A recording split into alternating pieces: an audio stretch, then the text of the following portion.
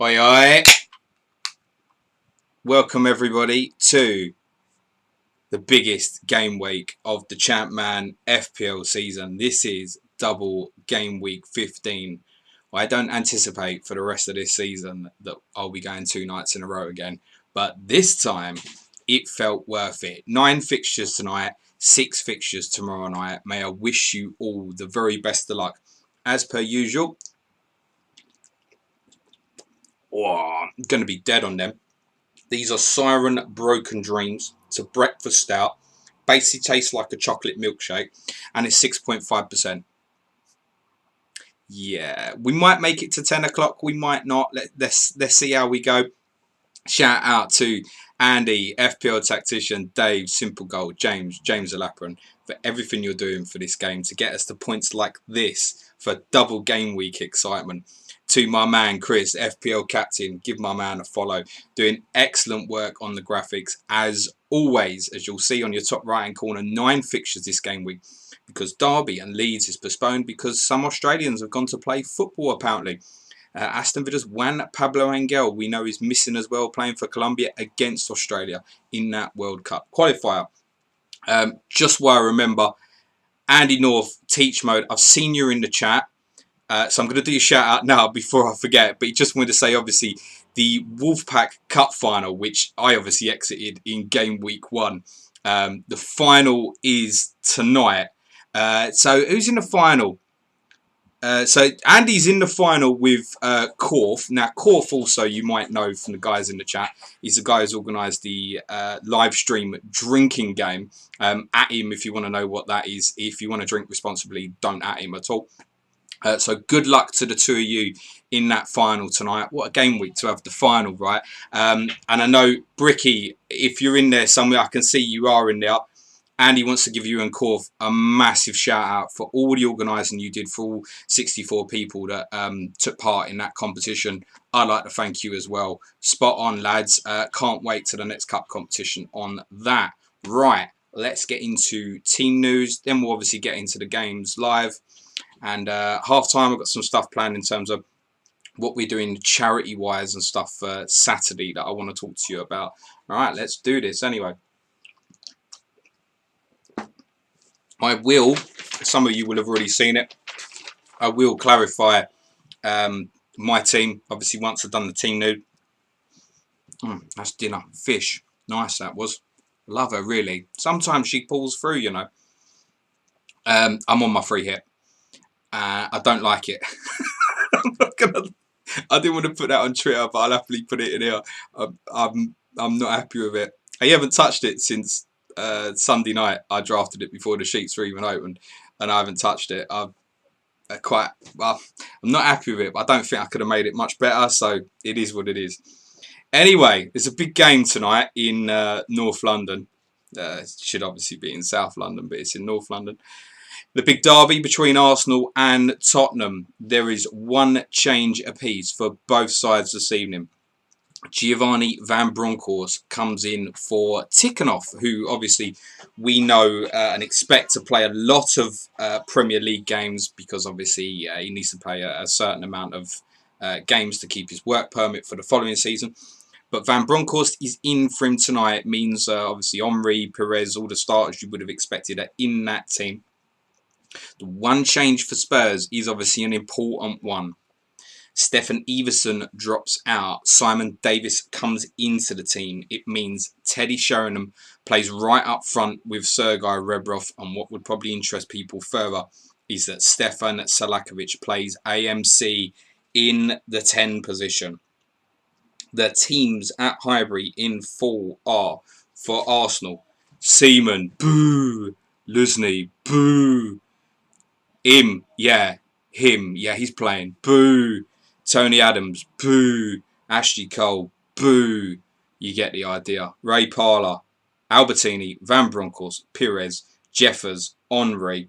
On the bench for Arsenal, Richard Wright, Lauren, Bergkamp, Tikhonov, Matthew Upson. Spurs are 3-4-1-2. Salakovic doesn't have the attacking arrow to join in with that front two, but obviously positionally wise, he has a better starting position, if you will. Although it won't make too much difference, as Luke Disabled covered really brilliantly in one of the videos he did this week. The fact he's actually starting there as opposed to attacking that position from deeper isn't actually going to make too much difference in this, because he hasn't got the attacking arrow today. The only Spurs players that do are Ziege and Anderton. I think every chance that Spurs are going to get exposed in the wide areas here. I'm going to tell you straight now, I think they're going to beat us about 4-0. I think this is going to be a really bad night for me. Spurs are Keller, Perry, Bunjevcevic, Richards, Anderton and Ziege, the wing-backs. Simon Davies plays central midfield with Poyet, Selakovic at 10, Sheringham and Redbroth up front. On the bench, Neil Sullivan, Everson, Ben Thatcher, Alton Farewell and the great Ledley King. For anybody who's thinking, Jesus, James, you're getting the excuses in early. Yes, I am. I know what's coming. I'm about to get ripped badly tonight. Off to the Valley, where Charlton, who beat Newcastle 2-1 in the week to get to the League Cup quarterfinals, host a Liverpool side who obviously double in game week 16, but now don't double in game week 17, following their victory, a narrow one, over Walsall in the League Cup in midweek. One change for Charlton. Danny Shitu is not in the Charlton lineup. He's been left out for Mark Fish. Shitu only a substitute. There are also two changes for Liverpool. No place for Didi Hamann or Daniel Sherland. Did I get it right? Sherland. We're going with that anyway. Jamie Redknapp comes into the side, and so too does Jari Litmanen, who had been up to around about 90% fitness, but I was under the impression was probably still injured for a little bit longer. But he is back in that Liverpool lineup with Robbie Fowler. And with Emil Heskey on the bench, I wonder if that's going to make people really nervous about game week 16. However, I mean, Litmanen has really been rushed back here, so Heskey played in midweek, is obviously fit enough for the bench. I think, look, let's see how we stand at the end of this game, and we'll have a good idea ahead of game week 16. Charlton lineup with Dean Kiley in goal, Kishisev, Rufus, Mark Fish in the team, Chris Powell the back four, Kinsella and Wilcox allowed to attack from the wide positions, McAllister and Jensen central, Bartlett and Jason Yule, who will never score for FPL Blade ever again in the Premier League, but scored twice against Newcastle in the week, up front. On the bench for Charlton, Ben Roberts, Paul Kaczewski, Graham Stewart, Danny Shitu, Jonathan Fortune. I do know as well, unless he changed it last minute, that FPL Blade has captained Jason Yule this game week. Charlton obviously play Liverpool today and away to Derby, which will obviously stream live tomorrow night. Liverpool line up with Dudek in goal, Hegem and Carragher allowed to attack from the fullback positions. Henshaw and Hippie essentially. Midfield four, right to left, is Biscan, Redknapp, Steven Gerrard, Nick Barmby. Up front, Jari Litmanen, Robbie Fowler. On the bench for Liverpool, Chris Kirkland, John Miles, Daniel Sherland, Alan Navarro and Emil Heskey. There are 4 changes for Chelsea. I suspect most people who have gone in, particularly free hitters, have probably escaped. There is no place in the Chelsea lineup for John Terry, Albert Ferret, Emmanuel Petit. And also, if you gambled, Benito Carbone is not in the Chelsea 16. It means there are starts for Marcel Desailly, Jesper Gronkiar, Sam Dalabona and Ida Gudjohnsen. Chelsea are, as per usual, 3-4-1-2. Kudachini in goal, Melchior at centre-half with Gallas Desailly. The wing-backs Babiaro and Jesper Gronkiar allowed to get extremely in advance of their starting positions. Dalabona is partnered in centre midfield by Frank Lampard. Zola plays in the 10 position, allowed to advance and join the front two of Gudjohnsen and Hasselbank. I think that team lineup, and I'm going to put the mockers on it for a lot of people here. I haven't seen the captaincy stats yet or anything. I think that team lineup is potentially very, very good news for Jimmy Floyd Hasselbank owners. The fact that Zola and Gudjohnsen would have been behind Hasselbank in fitness. Remember, in Sim, the Chelsea-Bolton fixture is Monday night. It is a 2-day turnaround till Chelsea's next game against Sunderland. I suspect that means that Carbone will definitely play in that fixture at Sunderland. And of that front three, I think Hasselbank is the most likely to go again. Chelsea's bench is Mark Bosnich, Leon Knight, Sebastian Niesel. Nah, me neither. Mikel Forsell and Budovine Zenden. Bolton make 2 changes. Bruno and Gotti is out injured for around about 3 weeks. It means Paul Warhurst is not OOP tonight and goes back to centre half, playing as the centre of Bolton's back 3. It means a place up front for Akinori Nishizawa, and there's a change at left wing back by where Simon Shelton comes in for Nicky Saville. Bolton obviously also 2-day turnaround from this fixture to hosting Middlesbrough on Wednesday night in game, tomorrow night on this channel. Bolton are Jaskalainen in goal, back 3 Cooper, Warhurst, Hendry. Charlton and Madison wingbacks are allowed to push up into the central midfield area. Nolan and Lee at central midfield. Wallace in number 10. Nishizawa and Pedersen up front. So I should clarify, they're not pushing into the central midfield area. They're pushing up to the same positioning as the central midfielders.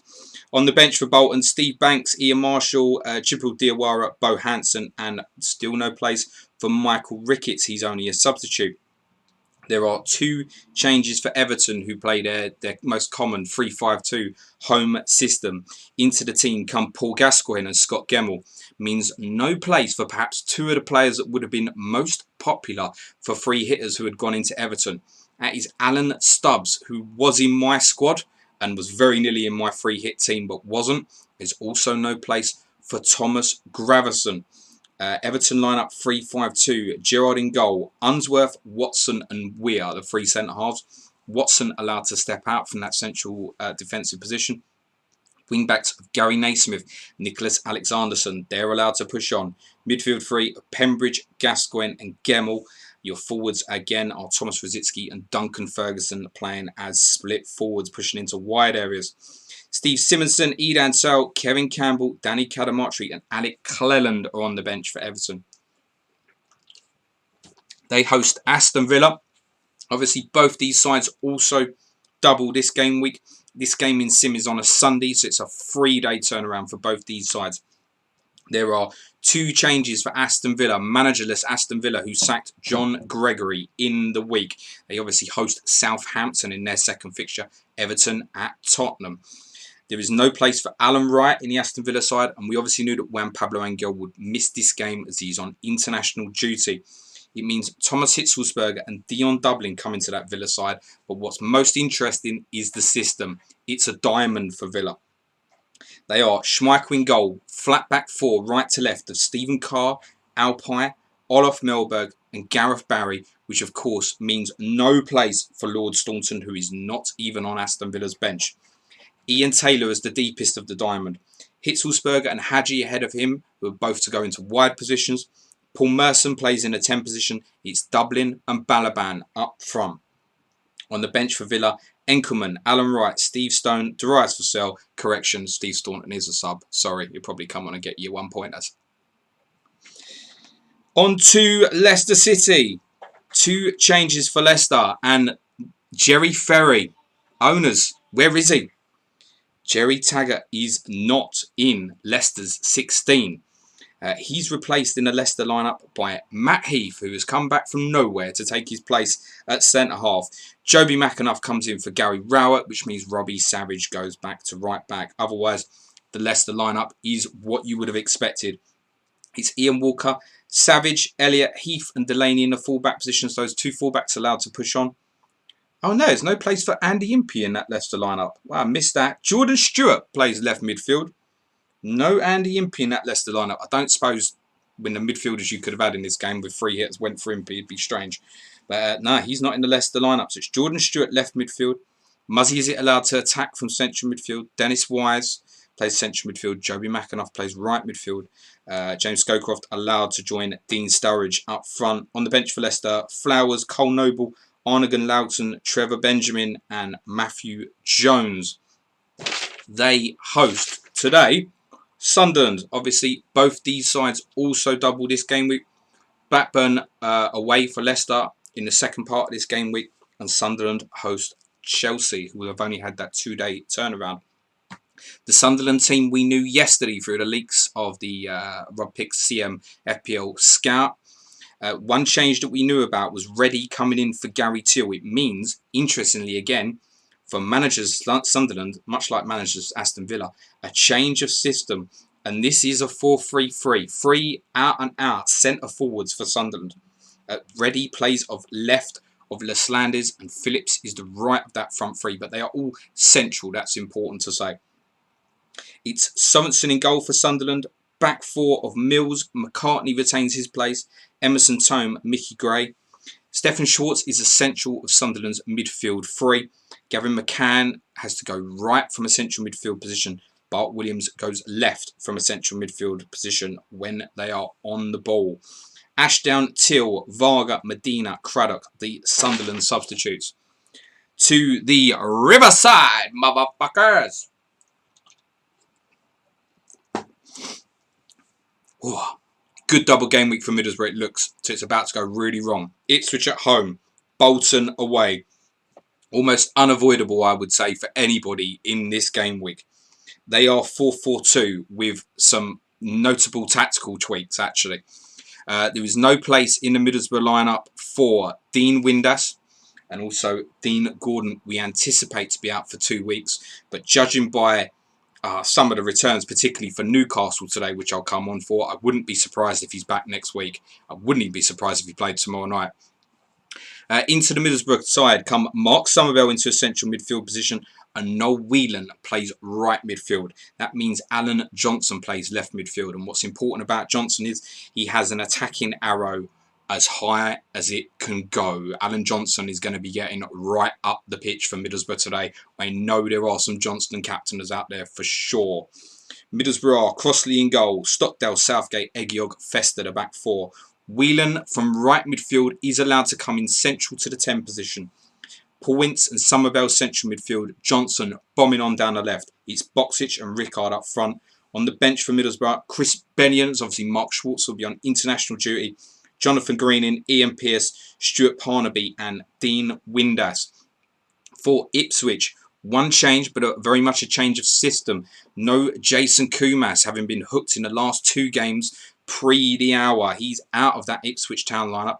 And Sixto Peralta comes in up front. It means Finidi George plays on the right of a midfield 3. It's a 5-3-2 for Ipswich. Very much a flat 5. And they are sitting stationary. None of those 5 are encouraged to attack. Excuse me. It means Herman Hreiderson plays left back. Ipswich are Sereni in goal. Tarico at right back. Hreiderson at left back. The central midfield 3 is Bramble, McGrill and Jermaine Wright plays central midfield. Means no place again for Thomas Gardso. Finidi on the right of midfield. Jamie Clapham pushes up to left midfield.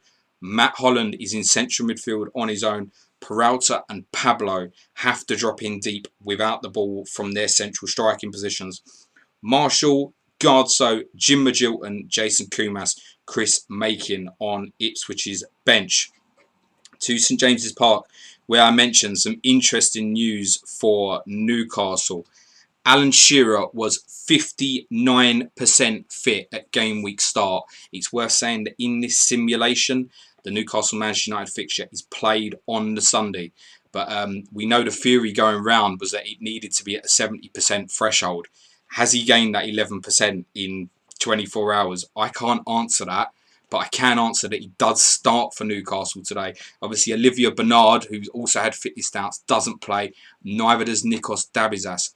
It means for Newcastle that Andy O'Brien plays centre-half. Shearer is back in that Newcastle lineup. He could last 90 minutes. He could last 90 seconds. Craig Bellamy plays left midfield. Newcastle are Given, Barton, Marcelino, O'Brien, Elliott. Dyer and Bellamy allowed to attack from the wide positions. No holding back in spite of the fact they're playing Manchester United. This is likely to be a high-scoring and open game, I think. Well, Manchester United are likely to be high-scoring anyway. Besaidis and Sapunsis central midfield. Court and Shearer up front. On the bench for Newcastle, Otto, Fredrickson, Lamana, Lua, Delapo, Aloy, Gary Speed, and Shula Amiubi. One change for Manchester United. Sorry, 2 changes. Wes Brown and Dwight York in for Phil Neville and Andy Cole. Cole's goals in the 6-0 win over Everton obviously did not matter. York is straight back in. United are Barthez. Gary Neville reverts to right back. Blanc and Brown centre half. Silvestre at left back. Beckham, Keane, Varane, Giggs. Varane allowed to advance as usual. Van Nistelrooy and Dwight York up front. On the bench for United, Roy Carroll, Nicky Butt, Andy Cole, Paul Scholes and Ole Gunnar Solskjaer. To St Mary's, where Southampton seem to suddenly be a little bit riddled by injuries. There is no place in the Southampton lineup, I think, bizarrely, for Dan Petrescu, because Wayne Bridge is out for 10 days and Jason Dodd is out for 2 months. But Dan Petrescu, unless I completely missed it, he isn't in the Southampton 16. Neither is Mark Draper, and Kevin Davis is dropped. James Beattie is back in up front. There's also a place in the Southampton lineup for some familiar names, but perhaps not so much from this simulation. Gary Monk, who might maybe become a football manager one day in the future. Francis Benali. And another name that you'll know less, Adrian Kakeres, plays left midfield for Saints, who I reckon they're to be got at here, unfortunately. It's Jones in goal, Delap and Benali allowed to push on from the fullback positions, Monk and Lundikvam the centre halves, Tessam and Kakeres in the wide positions, Adam Murray the sitting midfielder, Paul Murray. Anders Svensson is allowed to push into the 10 position from a central midfield position, Pahars and Beattie up front. It's Moss, Jones, Davis, Draper and Scott McDonald on the Southampton bench. The problem is, although I think Southampton are there to be got at here, will Blackburn Rovers do any getting? They go defensive again. It's 4-5-1, or as most of you seem to like to call it, 7-2-1. There are 4 changes in all for Blackburn. No place for Martin Taylor, Alan Mahon, or you can probably guess 2 of that front 3. It's Grabby and Marcus Bent to miss out. Matt Jansen gets the nod up front. There are starts for Craig Hignett, Damien Duff, Mark Hughes is back, and there is a debut for David Wetherell, brought this week from Bradford City for 2.3 million. Bradford have got some money going spare at the moment. Blackburn lineup, Alan Kelly retains his place in goal. It's Henningberg at right back, Wetherell and Curtis centre half, Graham Lasso left back, McAteer, Hughes either side of Two Guy. Two Guy is the one of the 3 holding midfield players that is allowed to step out. Damien Duff on the left. Craig Hignett is allowed to attack from the right. Matt Jansen is the lone forward. Blackburn subs are Friedel, Taylor, Dunn, Marcus Bent, Alan Mahon. Finally, to Upton Park. I've seen him. Sujan Shah is in the chat. West Ham make 1 change. Michael Carrick is back from a ban and back in the team ahead of Don Hutchison. West Ham, who were beaten at Sunderland last week, will be looking to add to Alex McLeish's first home game in charge when they beat Liverpool 2-0. West Ham are... Blimey, where's David James? That's a turn up for the books, isn't it? Shaka Hislop's in goal. What's all that about, you silly muppets? Rigobert Song, Steve Potts, Thomas Repka, Scott Minto, the back 4. Sorry, I just assumed David James was in goal. Shaka Hislop is in goal. Sinclair and Titi Camera in the wide positions allowed to push all the way up. Carrick, Joe Cole, centre midfield. Di Canio, Canute up front. On the bench for West Ham, David James. What are they thinking? Ian Breckin, Paul Kitson, Jermaine Defoe, Don Hutchison. And Fulham are unchanged from their 4-2 defeat to Arsenal. They are Van der Sar, Corrigan, Goma, Wadu, Harley. Both fullbacks allowed to push on. Midfield 4 right to left is Legwinski, Mal Bronk, who is allowed to push on. Collins, Stoiters. It's Marley and Beaumorte up front.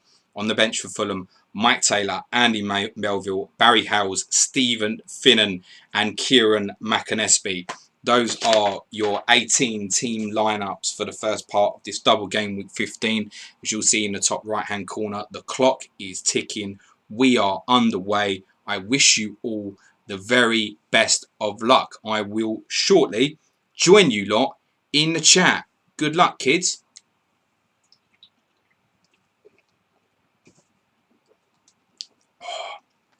They're nice.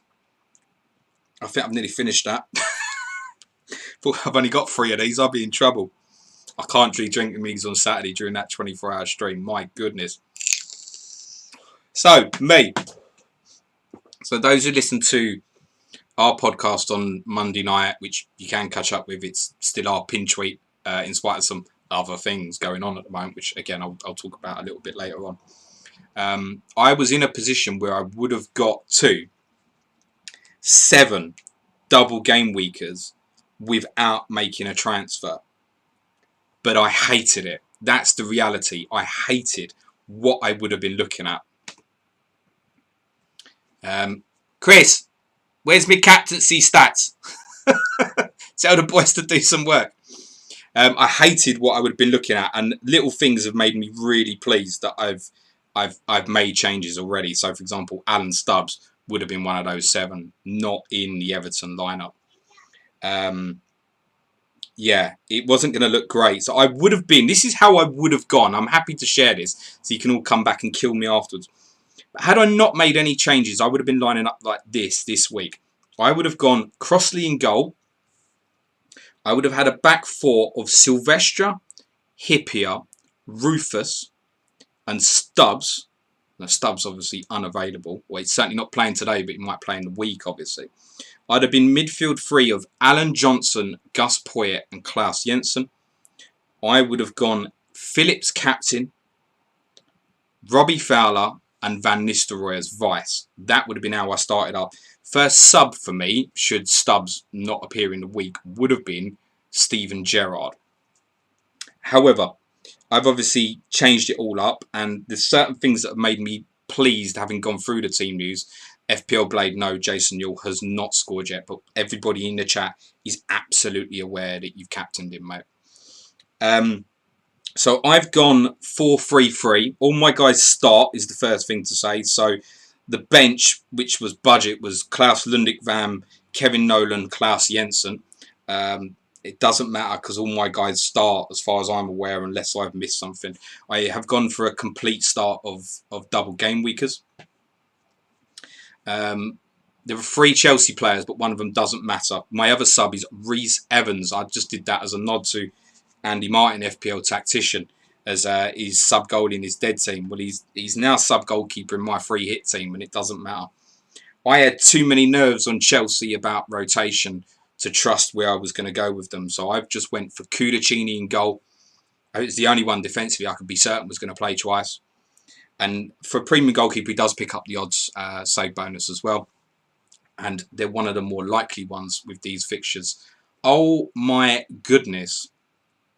There has been a red card at Filbert Street. I have nothing more than that at the moment. We'll come back to that, obviously. Wow. Shit yourselves. I should probably say who my Leicester and Sunderland players are first off, because I've got 5 in that fixture. So I'm at about 22% chance that one of my guys has been sent off. My other Chelsea player is Hasselbank, and that's who I've captained as well. I have from Leicester, is it Scowcroft and Matt Elliott, and I have from Sunderland, Emerson Tome and Kevin Phillips.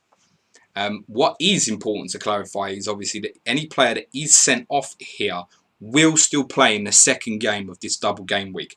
Obviously, the bans in the game don't kick in till 2 weeks' time. So as far as I'm concerned, this would have been a Saturday fixture. So you're looking at game week 17. And one of my players has been sent off. Do you want to shit yourself? I've got Elliot, Scowcroft, Izzet, Tome, and Kevin Phillips. The player that has been sent off is Matt Elliott. A moment of madness from Elliott, who headbutts Laslandis in the face, putting his team in serious jeopardy, facing 86 minutes with 10 men. That's not what you want to see from your captain. Might as well gone Alan Stubbs. So, we are 5 minutes in, no goals yet. Matt Elliott of Leicester, who is in my free hit team, and I reckon he'll be in the majority of free hit teams that have got Leicester defensive coverage. He's off. Jessica Pye is telling me to fuck off. Jessica, I love you. It's all good. Don't worry. Shall I finish my free hit team before someone else gets sent off? So I'm down to 10 players. What a state.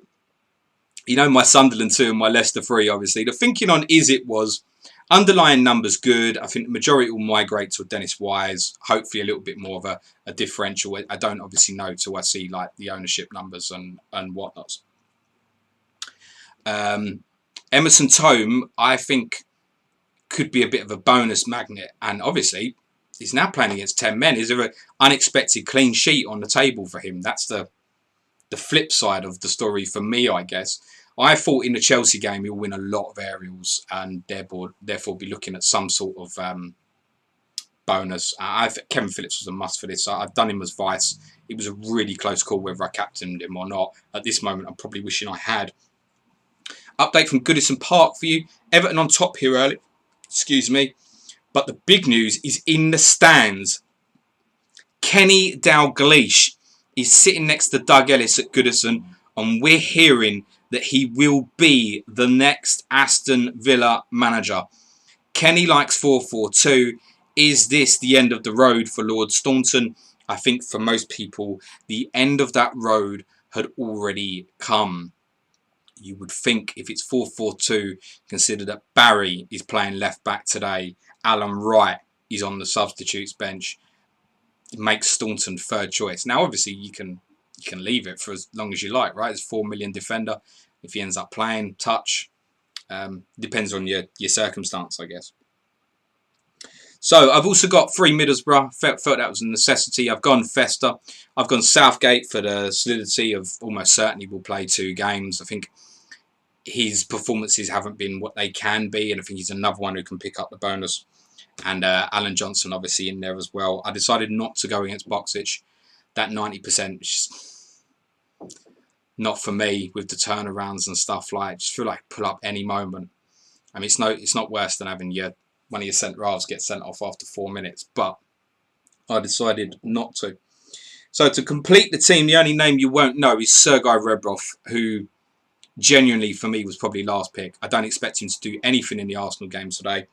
I'm not even convinced that he'll play the Everton game tomorrow night. But I knew that I wanted something from Spurs for tomorrow night. And I've used that Rebrov transfer as a little bit of a shield move because I think quite a lot will have gone for him. A really quiet start around the grounds, and it's no different at Highbury. Quiet. Highbury. They're doing this for me, aren't they? Give me quiet, it's a fucking library! Arsenal were bossing possession and are probing, but the only chances they've mustered was Tony Adams heading over from a corner. Plenty of meaty challenges flying in though. Oh, give me an Henry red card. I nearly put Henry in. Honestly, all it would take was me to go, because I left 2 million in the bank. Was Lundik Varm, who's my first sub. Move it to a 4.0 and Rebrov to Henry. It's basically the last decision for me if I was going to change anything. I wouldn't have captained him if I brought him in, but it was something that I was seriously debating. So, 10 minutes in, we ain't got a goal. What kind of a double game week's this? That's my team. So, to clarify, I'm Kudachini, Southgate, Festa, Elliott sent off, Emerson Tome, Is It, Scowcroft, Johnson, Rebrov, Phillips, Captain, Hasselbank. They all start. So, that is what I'm going to be for the next 26 hours, basically. We'll see where it goes. I think just to touch on for those joining late, what I'd said about Hasselbank when I was doing the team news, I think the fact that Zola and Johnson playing with him is really good news, potentially. He's got higher fitness, as far as I could see, than Johnson and Zola coming into this. It's a 2-day turnaround for the Sunderland game, so if he comes through this unscathed, I think he'll start at Sunderland as well tomorrow night. Right, 10 minutes in. No goals. Anyone seen my mate FPL Captain in the chat? I ain't heard a peep out of him today, but he's obviously working the graphics. Although someone scored... Oh, I see he's put Elliott sent off. Oh, here he is. He's got a message for me as well. He says, Captaincy ownership transfer stats are delayed from the guys, so we'll shout on chat when they come up. Goal at Filbert Street, the first of double game week 15. Just remember, Matt Elliott owners, that goals conceded will affect his total. Sunderland are ahead Lillian Laslandis is the goal scorer. Assist Chris Bart Williams. Laslandis, who got 2 against West Ham in game week 14, has scored again. Is he really going to outperform Kevin Phillips here? Is that possible? Sunderland have the first goal of the night. They lead at Filbert Street. Suj, I don't know what his team looks like, but he hasn't used a chip. I do know he's made 2 free transfers. And they were definitely 2 good free transfers. I think he sold Ian Hart and Solano, so whatever he brought in had to be an upgrade. By the way, very selfishly, isn't it hot today? For those in England will know that. It's warm. I live next to quite a busy road. I can't open the window. It's going to drive you insane. And I can't put a fan on because that's also going to drive you insane. So hat remains on so that you don't have to see my sweaty head. That one, obviously. Well, that headbutt doesn't seem to have had any effect on Laslandis. Obviously, Elliott headbutted him, who hits a wonderful half volley past Ian Walker after excellent work down the flank from Chris Bart Williams, the Frenchman's 3rd in 2 matches. Anybody else on Triple Leicester feeling like this is already a disaster? Andy Martin's asking in the chat, anyone go Laslandis? Rob Pick says, James, could you please say Shola Amiobi in that Geordie accent again? I will, yeah. And I'll add to it. So, I got a very good friend of mine who's a Geordie. Very good friend. And we used to rib him all the time. It's a new card. You can imagine. He used to get so much grief from us. It was the only time the Spurs and Arsenal fans clubbed together was to rip the shit out of him. And fair game, he took it most of the time. But there was this lad called Richie. He used to call, because you had Shola and Sammy Amiobi, and he used to call them Sandra and Sheila. And that's where the accent comes from. I can't hear Amiobi and not want to do the accent. So, Shola and Sammy Amiobi. I don't know, it's just a name that seems to work really well for the Geordie accent. But this mate of mine used to say Sandra and Sheila Amiobi. It's probably a be there moment. Sorry, kids. I can see in the chat. It's oh dear Suj. Wow, Suj. What's happened? What's he done? What's he done, my man? Where is he? Suj is in the chat. I can see as he said so. No, it wasn't a good transfer. Chip update I have for you from the official account. 243 hits, 160 bench boosts played, 30 wildcards, which I've seen a few doing it. I just don't get it, but okay, good luck. 20 triple captains. That's a total of 450 chips played this game week. Madness. Captaincy and ownership. I have some information for you, which is going to be fascinating. I will start with captaincy and ownership. Before I do, update from St James's Park. Bright start here where both teams are looking to attack. Expect to see goals in this one. Cole Court has seen a header really well saved by Fabian Barthez, while York has fired over after he worked himself a chance brilliantly, simmering nicely. Top captaincy. Overall, Jimmy Floyd Hasselbank, 22%. 31% of the top 300. Second highest, James Scowcroft, 13% overall captaincy, 19% in the top 300. Then it's Alan Johnson, 10%, 12% respectively. Then Rebroff, 9% overall, 11% in the top 300. 14% overall still have the captaincy on Ruud van Nistelrooy and 8% of the top 300. Alan Boksic, 5% overall captained, 8% in the top 300. Kevin Phillips, I think this is low, 4% captained in the top 300, 2% overall. Dean Sturridge has 3% overall captaincy, 2% in the top 300. 2% of the top 300 have captained Thierry Henry, 7% overall. And there's 1% overall captaincy for Ida Johnson, also 1% of the top 300. Ownership numbers. And I'm going to do this overall, and then top 300. Overall, Johnston, highest, 65%. Ruud van Nistelrooy, 61%. Scowcroft, 50%. Fester, 44%. Staunton, 48%, sorry. Selakovic, Rebroff, 37%. Hasselbank, 35%. Mario Melchiot, 34%. Dean Sturridge, 31%. The top 300 in order. 87% owned Alan Johnson. 73% James Scowcroft. I'm actually surprised at that number. I thought it would be higher. Gianluca Festa, 68%. Ruud van Nistelrooy, 65%. So those who haven't got, like me, we are still about to die when he scores. Selakovic, 57%. Rebroff, 52%. Staunton, 49%. Hasselbank, 47%. Sturridge, 46%. Melchiot, 50%. On top transfers in and out. Most bought, Festa, 439. Scowcroft, 308 buys. Johnson, 269. Mark Somerville, 256. What? That's got to be after the deadline. It's got to be after the deadline. Mark Somerville, 5th most bought in. Most bought in. I think we need an internal investigation for this.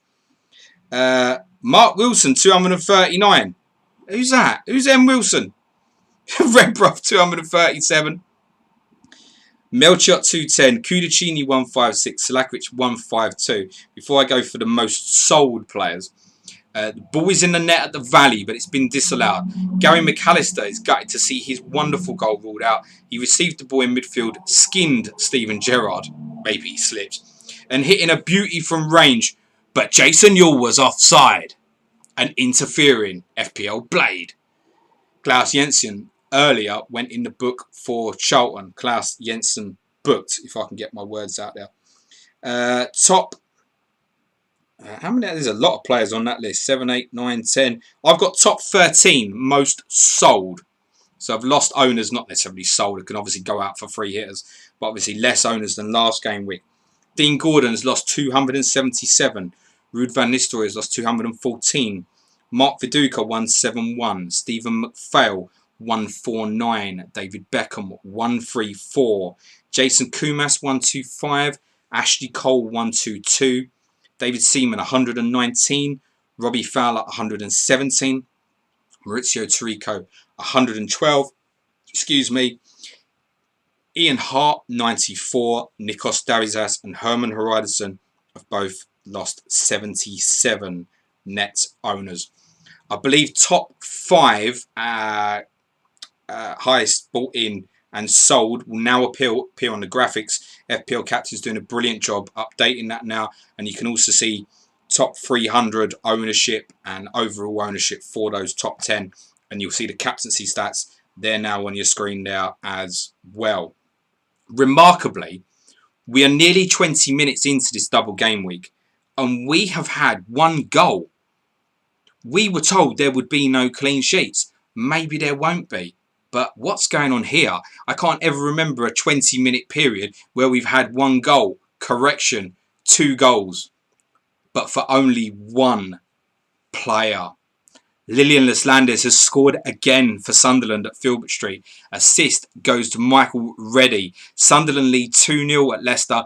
And Leslandes now has 4 goals in 2. Kevin Phillips in the same period has 1 assist in my team. Sujan Shah says, I bought Elliot for Hart. Fuck's sake, James, off your advice. He did message me, the bugger. Let me see what he said. He said, I sold Ian Hart for Matt Elliott, mate. That's why it was a bad transfer. Bad times, mate. Like, shit happens, isn't it? Do you know what I mean? It's all good. Right, goals coming, hopefully, soon.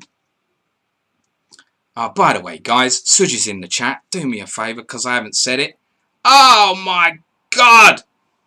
It's got feisty at Highbury. There's a red card. Give the video a like, man. Come on. Do you know what I mean? Red card at Highbury. All I know is it's got very heated here. We have a very unpopular red card coming up. Oh, my Lord. It's Rebroff blood. No, I don't know that factually. I'm just guessing because he's in my team. It's got to be Rebroff or Selakovic, isn't it? Oh my days. Please be Henri. Please be Henri. Come on, you Spurs. Come on, you Spurs. Ah, oh, this is a nightmare. I'm sweating already. Arsenal away. I might have to go for a shower at half time. We've got as many red cards as goals in this game week so far. I reckon it's Henri, Rebroff or Selakovic. That's it. Can't be Henri again. Surely it's going to be one of the Spurs boys and we're going to get absolutely destroyed here, isn't it? Oh, no.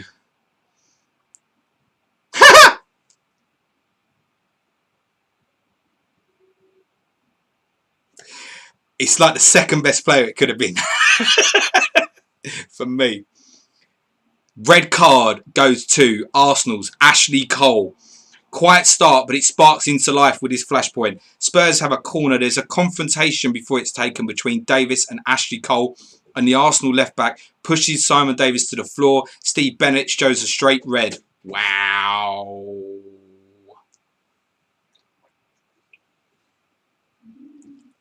Wow. Wow. Come on, Spurs. Come on. We could do them. I can hear it now in an hour. They only had 10 men, James. Oh, I can't win whatever happens. Come on, Spurs. Come on.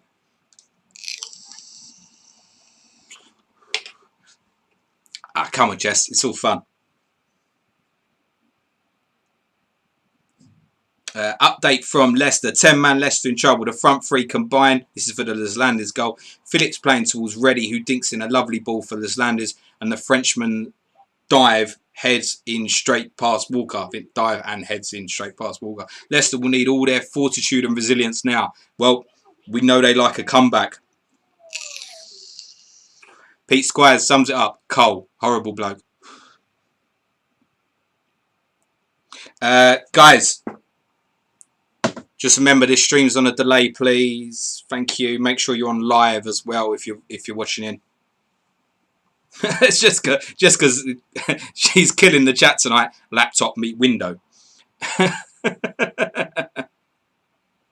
Patrick Lawson, someone needs to make a ringtone out of that laugh. Oh no, please don't.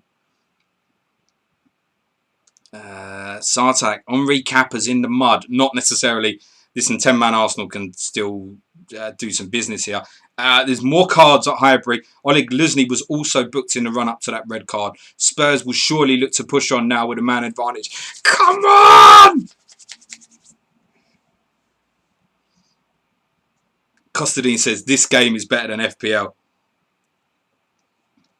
Late Riser 12, good shout. Lots of Ashley Hippier Henshaw transfers incoming only for Cole to assist and Cleany next week. That's correct. As I said earlier with the Matt Elliott red card, Ashley Cole wouldn't be suspended till game week 17. So we'll certainly play in game week 16. It's got to be game week 17, I'm sure. Jessica says, this is literally like playing proper FPL. Can't fault the realism at least. Make you right. Or Recluse, great. My team on back of free hit will have 3 fires now with Cole's suspension incoming. You got an extra week to sort it. Oh, of course. Mark Dorney's with a great shout. I'll come back to that. Goal at the Valley.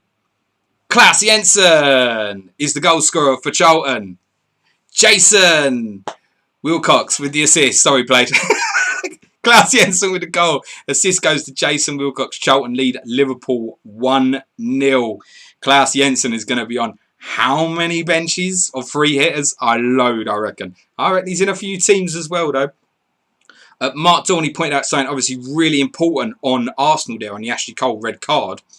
What do they do here? Do they put Van Bronckhorst to left back? Could one of the front two get sacrificed? Could Henri or Jeffers get sacrificed and they go 4-4-1? Might be something to watch out for. There's a great shout there, Mark. Paul Ronner saying a minute silence for Luke with Henri captain and Elliot. Mate, Luke, video's brilliant. I loved your video. I watched it just before the stream, basically. The tactics one you did. Goal at the Riverside, mofos. Unpopular. Hamilton Rickard, the goal scorer. Assist goes to Paul Ince. Middlesbrough lead Ipswich 1-0. 26 minutes gone. Hamilton Rickard, the goal scorer. Paul Ince with the assist. FPL Chancellor saying, Wilcox, points per game. So good. Isn't it just? I'm sure he's in Suji's team. And I bet not many of us actually considered him for free hits. I think most people would have, from the value perspective, perhaps just gone with Jensen as a sub. I mean, that was my fault. I actually wanted players on the bench who weren't going to return. That was kind of part of my thinking. Jason Wilcox fell into that quite nicely for me, if I'm really honest with you. Right, so updates on those 2 goals coming in. First from the Valley. Great team goal, and Charlton have the lead they deserve against Liverpool. Bartlett and McAllister combine to release Wilcox down the left, and he lofts in a perfect cross which Jensen heads past Dudek. Liverpool have been poor so far. Another diving header at Middlesbrough. Ince, who has already seen an effort well saved by Sereni and been booked, puts in a decent cross, which Rickard throws himself at. He connects beautifully and Sereni can't stop it. Borough have the lead.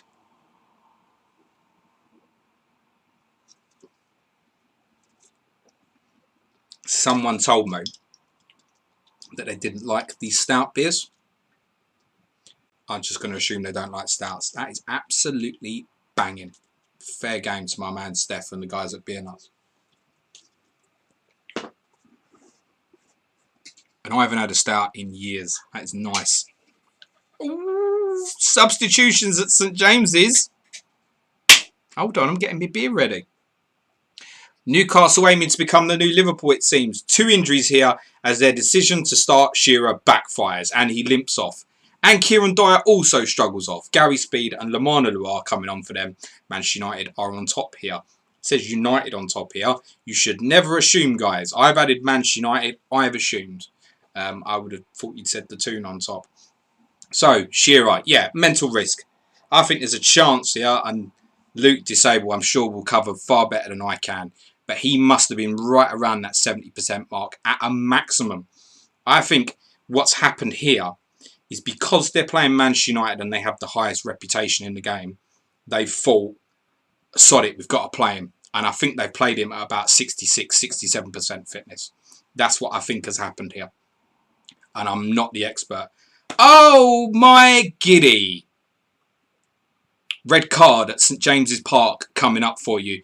Manchester United may not continue to be on top. They've just had a man sent off. Details coming up. These guys are keeping the suspense going, which means I've got to keep it going. But yeah, just as so happens in many game weeks, something comes along like buses. And an early red card means potentially buses of red cards. Red card for a Manchester United player. Information coming up shortly. As Callum Mate says, Red Wednesday. Isn't it just? We'll wait, and I'm not going to get into the chat, so I've got the information of this, because I'm sure it's all any of you are waiting on is essentially who's been sent off. There are plenty that have carried, I think, particularly Van Nistelrooy, Veron, Silvestre. It's none of them. Roy Keane has been sent off. Textbook Keno flying into an outrageously aggressive reducer on Christian Besadas with 2 feet. It was reckless and it's a straight red card. Change coming for United. Scholes on. Looks like they're bringing off a forward. ... These guys are on a stitch up. So we know either Van Nistelrooy or York is about to go off. Surely it's not Van Nistelrooy. Can't be, can it? Oh my goodness. Wow. Roy Keane off. And I'll tell you what, my first thing that just thought on there straight away as well is, it depends if that's a 1 or a 3 game ban. That sounds like a 3 game ban to me. And it could be that Paul Scholes will become available as a brilliant, brilliant signing for Manchester United's double game week sub 17. Van Nistelrooy has been substituted 100% genuinely. Van Nistelrooy has been substituted. Dwight Yorke has started the bright of the two up top today, and Ferguson makes a big call, removing their top scorer for Paul Scholes. Yorke has scored 0 in 10, Ruud Van Nistelrooy 10 in 13. Will he be justified in his choice? Roy Keane sent off, and the fallout of that is Ruud Van Nistelrooy has been substituted. My goodness, there might not be many goals knocking about, but there is no end of drama in this game. Incredible.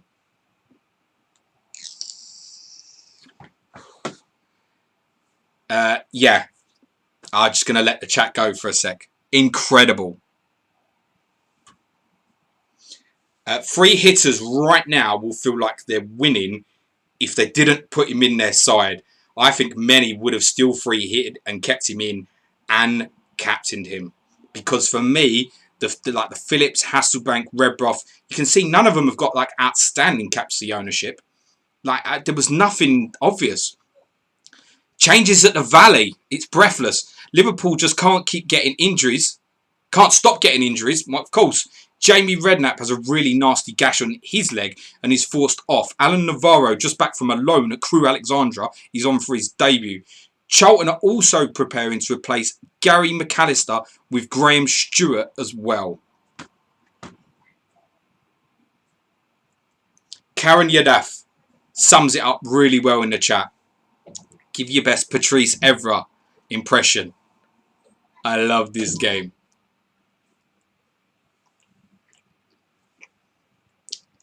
Rory says, is Chelsea the late game then? Yeah, no updates yet. We've had no updates from Chelsea or Southampton or Upton Park. It remains goalless at Highbury, but the woodwork has been hit. It's been pretty even since the red, but Spurs come very close to taking the lead here. Anderton puts in a low cross. Redbrough catches it cleanly, but it bounces back off the bar. Arsenal about to reshuffle and bring on Matthew Upson for Francis Jeffers. Imagine if Henry and Van Nistelrooy had both gone off inside 35 minutes. Oh my gosh. It's Jeffers coming off for Upson. I would have thought that Upson would just play at left back. So, I feel like the good news is I was expecting Spurs to get an absolute shellacking in this, thinking that Selakovic was going to play central midfield as well. And we obviously may still very much get beat, but surely we're not going to get like a 4-0 shellacking. I see Luke's screenshot the other day of like Jeffers scoring 4 and Arsenal winning 4-0. Like, oh my gosh, sick in the back of my mouth.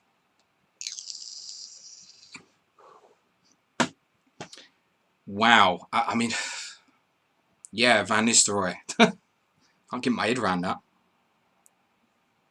that. Galen Mate said, safe to say the double game week can only go better from here. Harbour Boy says, worst bench boost ever. Long way to go. Brendan Davis, this is off the chain. Scarlett says, unlucky Jeffers owners. Yeah, he's very unlucky, to be honest. It was great value, isn't it? But, you know, another game week to come. You don't know, right? You could have 8 out of 10 and it's a 3-pointer and it's not the end of the world. Patrick Lawson says, average will be about 10 at this rate. I said I thought the average by the end of tomorrow night could be around about 85. That looks ambitious at the moment, but there could suddenly be quite a lot of clean sheets knocking about even. Remember that. And a lot of guys have obviously got players that go twice. I think 85, which you might think, oh, it's normally about 60, 85 is not that much higher, but that's where I'm expecting it to be roundabouts. But it obviously depends on highly owned players performing, and so far, really, none. What a bizarre start to the game week. We've had nearly as many red cards as goals, and we've lost 2 popular, 1 very popular, forwards to substitutions. Hopefully we'll have some better news for you soon. Can't promise though. That is from the official account. Can't promise good news.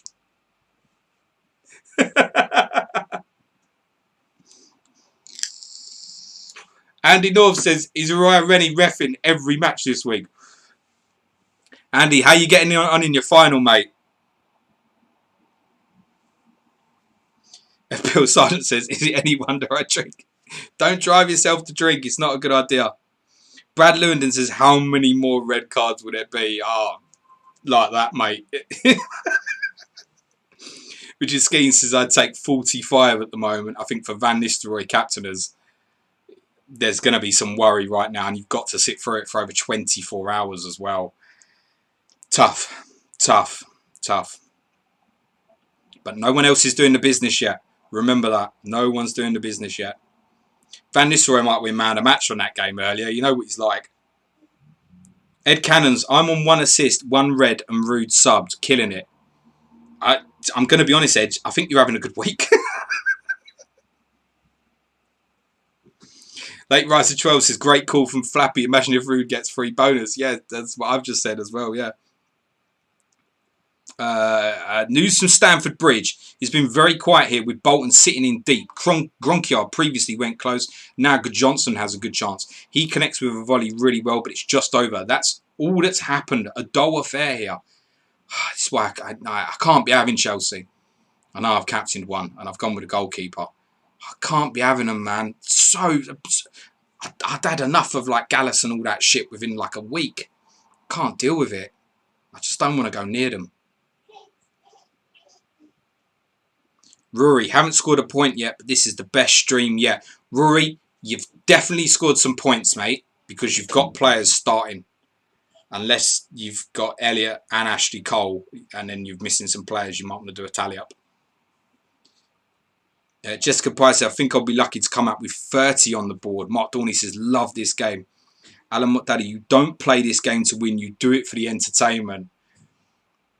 Everybody goes, we're talking about Alan.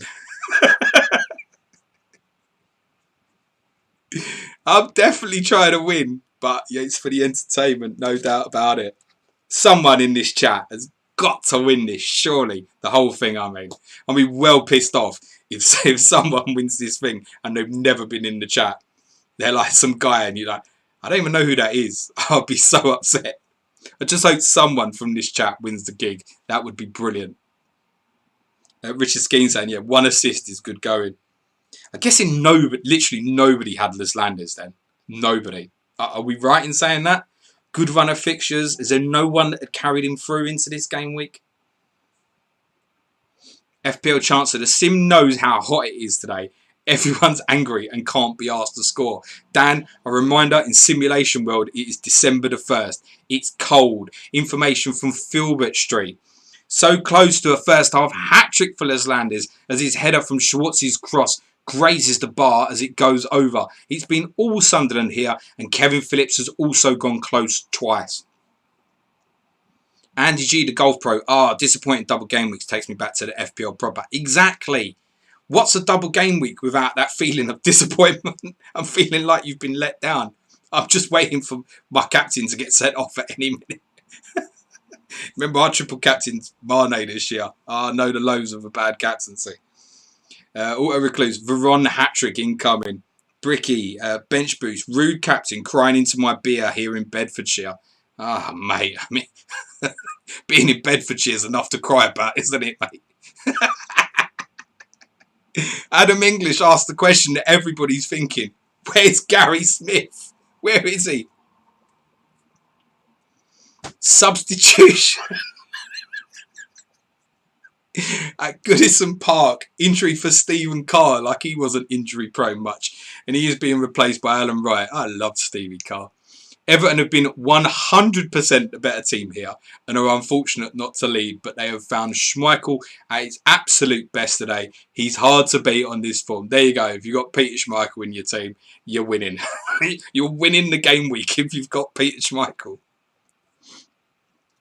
Pep Talk, yeah, one of us lot deserves to win. I'd be happy for anyone on here. So would I. I tell you what, bollocks as well, right? Whoever wins it, me and Suj will get on the pod as well. Sorry, Suj, I probably should have checked that with you. But we'll get them on the podcast. A free one as well. None of that Patreon bollocks, right? It'll be a free podcast. Adam Baines, Les Landis, I can't even remember him. Surely he's made up. No, he was there, genuine. Didn't do shit. Scarlett says, Les Landis was in and out of my team. Your comment just disappeared for me, mate. A few times. Can I get points for that? No.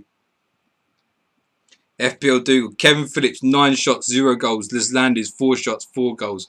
4 incoming. Dougal, by the way, mate, I know you decided you want to step away from the pods, but I'd like to personally say as well, great work, mate, on what you've done. If you need to step away, that's fine, mate, but you're good enough. You want to crack on, you crack on. You got my support, mate.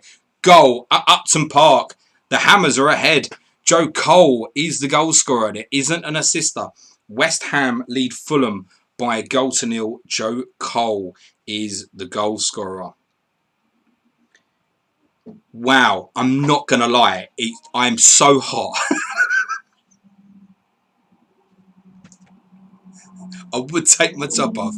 Nobody wants to see that.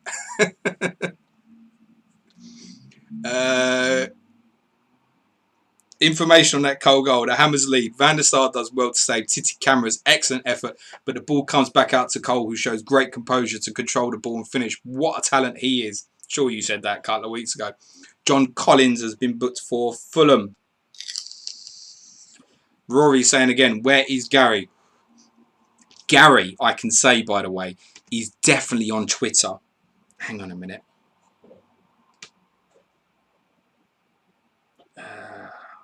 Fucking state of my DMs at the moment, planning for Saturday. We'll talk about that in a minute. Where is he? He's so far down this bloody list. Where is he? I can't even see him. Gary Smith, where are you? Oh, I need to wait for it to bloody load. Won't go no further. Gary Smith is on Twitter. Don't at the wrong Gary Smith. Look, I'll find him for you. Hold on. Gary Smith, where are you? He DM'd me mid-game Saturday, didn't he? So what was that? 4 days ago.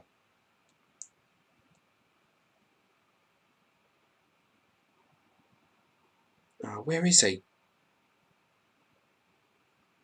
Yeah.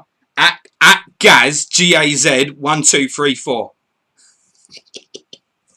Go and give that guy a follow. And a stalk. Late Riser 12 says, is it wrong that I want to see more red cards? Goals can wait. Paul Coleman, James is on 4 tonight. Correct. Not went well there, mate. Oh, look, it's Gary Smith. There you go, mate. Look, I've just given your Twitter handle to 250 people, mate. Did you captain Fester, Gary?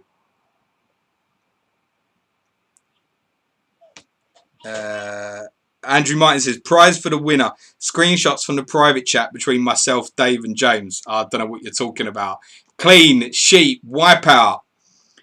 He's not in the chat. Southampton's clean sheet is gone. Matt Jansen is the goal scorer. No assister.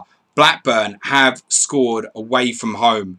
And I personally am extremely pleased. That goal will make me as happy as any other tonight on the fact that I've left Klaus Lundekvam as sub. Now, I could have gone the long way round it, but I thought I'll take a chance just in case an Alan Stubbs occurrence happens, which would have pissed me off. I tell you what, if I'd have seen that Southampton team, I would not have been putting Klaus Lundekvam as first sub. Shocking that, mate. Really bad. And I'm sure our man Clean Sheet Wipeout, he might even be a Southampton fan, maybe. You'll kill me if I'm wrong, but... Gary, you're in. Well done, mate. Billy Hadaway says, we have to have a call with Gary for the 24-hour pod. Gary, you can call in, mate. We'd love it if you called in. Goal, Upton Park. A second for the Hammers. Joe Cole with the assist this time. And Freddie Canute is back in the goals. West Ham lead Fulham by 2-0. Canute, the goal scorer. Joe Cole with the assist. Is it me or are the goals more boring than what's been happening? Freddie Canute, the goal scorer. Joe Cole with the assist. Wow. What a crazy old night this is. Stephen Hamilton, Lundekvam and Jones, clean sheet gone. Gary Smith saying, oh no, James. We're saying, oh no to Gary. Oh no. FPL numbers saying, congratulations on Blackburn scoring an away goal. Clean sheet wipeout confirming, yes, he is a Saints fan. Got away with one there. Information on that Janssen goal. Goalkeeper error alert. Oh no. Everyone who's got Jones in their free hit just went, oh shit. Paul Jones' kick out is really poor. Matt Jansen punishes him, gathering the ball, and with the Welshman out of position, arrowing a perfect finish into the corner of the goal from 30 yards. Great strike by Jansen.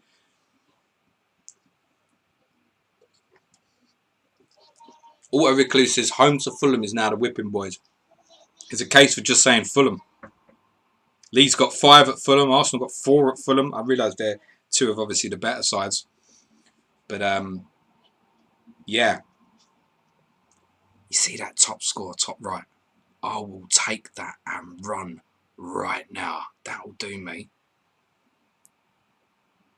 This is like early noughties Tottenham mentality, you know what I'm saying? Let's get out of here with like our asses still intact.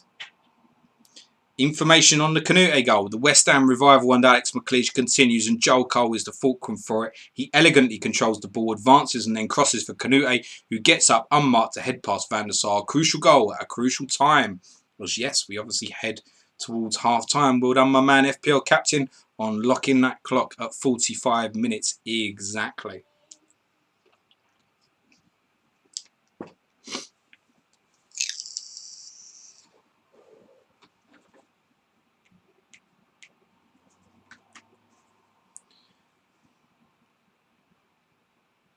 Phil Fell thinks Gary Smith should be my cami. Well, my cami will be with me on Saturday. Saturday's game week 16 will look a little bit different. The plan as of right now is that Suj is going to do the whole gig with me.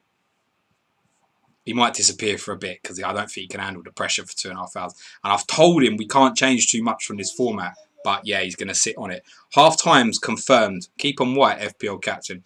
Plenty of clean sheets left in a half, higher on drama than goals. Ashley Cole sent off for Arsenal at Highbury. It remains 0-0. Klaus Jensen's goal has given Charlton the lead against Liverpool, assisted by not Jason Yule, but Jason Wilcox. Chelsea and Bolton remains goalless. So too does Everton and Villa. Well, that sounds like Everton very much on top. Matt Elliott sent off for Leicester after 4 minutes.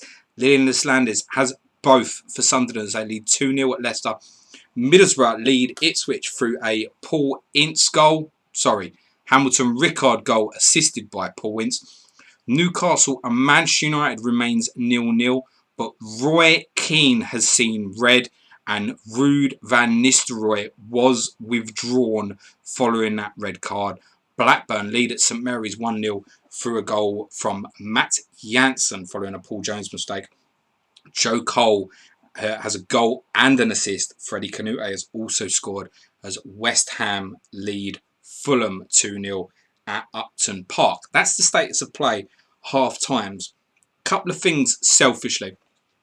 If it wasn't uncomfortable enough to do a podcast on this yesterday, I'm about to talk to you, talking to myself about Patreon very, very briefly. And it's just to say not a lot more than this is I'd love you to give the podcast a listen and see what you think and let us know what you think. Whether you hate it, like it. In the description on YouTube, there is a link to our Patreon. Don't worry, it doesn't take your money. But you can obviously have a look in there at any time you want in terms of the pricing points as what's available. Until football restarts, any donations we get via Patreon will be going to our chosen NHS charity, which I'm going to talk you through that in a minute, which is obviously part of the money that we're trying to raise during our 24-hour stream on Saturday. We have a target of $5,000. I don't expect $5,000 through Patreon, by the way. Any contributions are obviously greatly, but I think anybody who, there's going to be a lot of people in this chat, and James, I don't know what you're talking about. I've never seen you on anything other than this stream. It's absolutely fine. The bottom line is this. When football restarts, be it towards the end of this season or possibly more likely for the start of the 2020-2021 season, Suj and I are going from 5 podcasts to 10 podcasts a week. Now, the main podcast, that for those who know us very well, the Main Planet FPL podcast, the People's Poll, the Skyag podcast, Clash of the Correspondents, Ask James, they're all going to be accessible to everybody. We are adding additional content which patrons can pay for to access. And there's certain things available like cash prizes, etc., etc. You get a chance of a call with me. In fact, you don't get the chance. You will get one if you pay for the top level of Patreon. Nobody put any money into anything that you can't afford. Genuinely. Times are hard. It's also towards the end of the month. I know that. But the reason the stream came about in terms of for this Saturday particularly was it's FA Cup final day. And that's when Suj and I would have done Planet FPL Live 4, whether we'd done it in London or somewhere else in England. So it was the perfect day for us to choose to do it. Tomorrow at halftime, I'm going to take you through all the guests again in terms of schedule and what we'll be doing during the day and surprises, stuff that you lot can get hold of in terms of prizes you can win on the Saturday as well. From the Patreon perspective, all I'd ask is before anybody says anything, just listen to the podcast we did yesterday. It's open, it's honest, it's our future. I can't do 2 jobs anymore. I'm going to do 1. And that's me selfishly. Now, on to Saturday. We're obviously doing a 24-hour stream that starts at 6 o'clock in the morning and will go on until 6 o'clock on Sunday morning. Suj and I have chosen the charity. We have decided that all money raised, and we are targeting £5,000 as our target, which I don't know if that's really ambitious or stupid or whatever, but that's what we're going to go for. We're going to give all donations to NHS Charities Together. NHS Charities are the official way that the NHS raises, holds and spends charitable funds. There are 230 NHS charities in the country. NHS Charities Together, aka the Association of NHS Charities, is the umbrella organisation for the NHS official charities in the UK. Endorsed by the Department of Health and Social Care and NHS England, NHS Charities Together provides support and grants only to these NHS official charities. NHS charities provide extra vital funds and services to NHS hospitals, ambulances, mental and community health trusts and health boards. This funding is above and beyond what the government provides and is spent on enhancing care and experience of patients. That's where any money we raise is going to go to. We're already, none of you have seen the link yet, but it's already at quite a few hundred actually from friends and whatnot, so who've already donated for us and stuff. So I'll give you full details in terms of links and that via Twitter and on this stream tomorrow as well. But it's going to be an absolute blast. In terms of guests, remember we've got Andy Martin coming on at 11:30 in the morning, and obviously Saturday's deadline now it's been pushed back. Is it to 1:30 or 2 o'clock? Saturday's deadline. It's one or the other. So Andy's going to be coming on before the deadline. We've got one of the things we haven't announced yet. We've got some surprise content creators guesting for us between age 12 and 1 o'clock. Some people might even be in this chat possibly. We're going to keep that little bit of a surprise. They're going to call in then. We've obviously got Dave Simple Goal coming on 8 and 8:30 respectively following the 5:30 games. There's going to be plenty of Champ Man theme stuff during the day as well. There's, a few of the guys are going to be joining and stuff. There's going to be free call-in sessions as well, which are open to everybody via Zoom. And we'll obviously put the link out probably on Friday, but obviously on the day as well. The link may even be in the YouTube video. I'd probably rather not put it on YouTube just so any dickhead can get on it. But we're going to do call-in sessions. It's going to be 1:30 till 2. We might even extend that till 2:30. We haven't decided yet. And it'll be a 6 till 7 p.m. And also for many of our followers, obviously on the other side of the world, our final hour is going to be a phone-in session. So if you're in Australia or America, East, West Coast, or anything like that, and you want to call in and the other times aren't suitable for you, get us through that last hour because we could absolutely do with all of the support that we could get. And obviously, on the Champ Man, just a reminder that, yes, 7:30 tomorrow night, we're doing this again for the 6 games that remain. Graphics-wise, we're only going to focus on the Premier League games, but obviously there are European games as well. So we'll keep you updated on goals and any news that comes from those European encounters as well. I mean, some of them UEFA Cup ties are mental. Amazing ties. Many of the English sides could go out of that. Obviously, Champions League for Manchester United and Arsenal, it's second game of 16 group. But obviously, Arsenal had lost their first game to Roma, so it's really important for them. Manchester United had won their first game away to Rangers. Then UEFA Cup games actually particularly interesting. The European games in game don't restart till late February or even March possibly. So there's no immediate impact. One of the things that obviously could be an important impact tomorrow night is Liverpool will play in the UEFA Cup. Now, they've got a double game week 16. I believe in simulation their fixtures are Sunday and Wednesday. So they play Thursday, tomorrow night, basically, and then Sunday, and then Wednesday.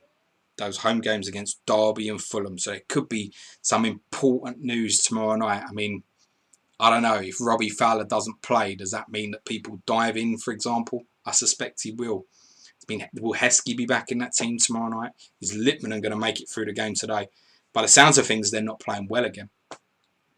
Any case, I've rabbited on enough. If you want to listen to the Patreon podcast, you can find it pretty easily through my timeline. Thank you so much to be honest, the donations and people wanting to join us on this journey is amazing. The comments that are coming back is mad, because suddenly when you put yourself in line to say, you know, we're going to monetize, people have a different expectation in terms of what you're going to be or what you're not going to be. And there's a certain demand. And maybe in 3 months, people think we're not living up to the demand. I think to produce 5 additional podcasts a week and on top of the other stuff that's going in Patreon is a great, amazing offer. And the 5 main podcasts are still going to remain available to everybody as well. So if you don't want to join in or you can't join, you don't have to. I mean, I don't expect anybody. I know some people, I don't expect anybody to listen to all 10 pieces of content, but it's going to be there and available. But thank you so much to the people who said really nice things on Twitter. Genuinely a little bit confusing, some of the support we have, but I'm very grateful for it. Champman stream tomorrow night, as I joked on the podcast, it's obviously £25 if you'd like to. I can't even do that joke. No, the Champman stream's not going anywhere, going to be completely free. I'll tell you the other thing I do want to cover, because a lot of people keep saying to me about when FPL restarts, would I consider doing this for FPL? I wouldn't say 100% no, but 100% no. And what I mean by that is, and the guys know this on the Champman stuff as well, if Tottenham are playing, I'm watching Tottenham. There is nothing else I'm doing. That's outside my wife and my kid and actually playing FPL. That's all I have. And my parents. I don't have anything else. So Tottenham is my one escape. Tottenham play, I'm watching Tottenham. End. If it means the Champman deadline changes, then Champman deadline changes. So I'm not missing Spurs. So, you know, there's obviously no way I could commit to doing this kind of gig as an FPL gig at 3 o'clock every Saturday, because Spurs are going to play enough times at 3 o'clock on a Saturday. We might do it now and again. But one thing I would say is our friends at Fantasy Football Hub, including our Aston Villa correspondent Adam Hopcroft, they were doing something at 3 o'clock on a Saturday, which was very good as well. So you can always check them guys out if you want FPL community content at that kind of time on a Saturday. It's never say never. I think it's probably a more likely thing in the future, maybe if we had like 7 fixtures on a Wednesday and Spurs were playing on a Tuesday night, then it's the sort of thing I might go, yeah, let's do it.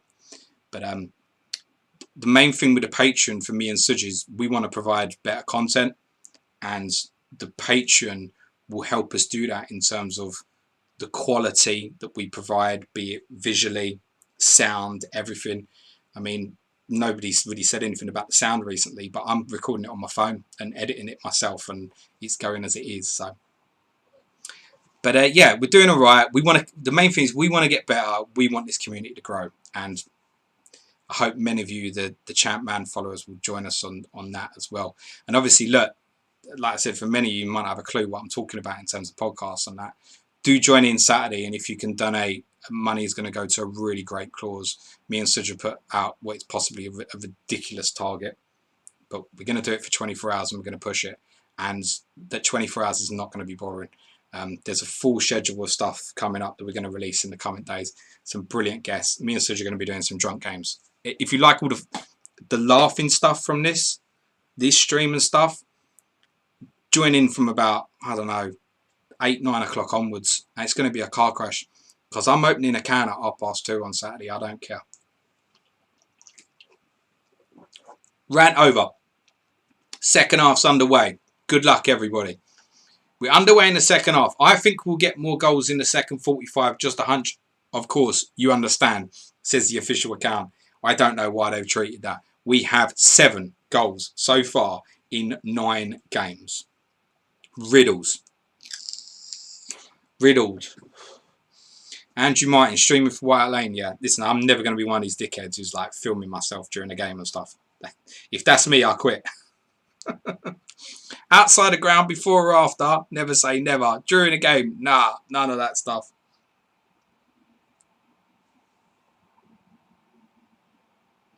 Thank you very much to many of the nice comments in the chat, guys. Very, very much appreciated. Thank you.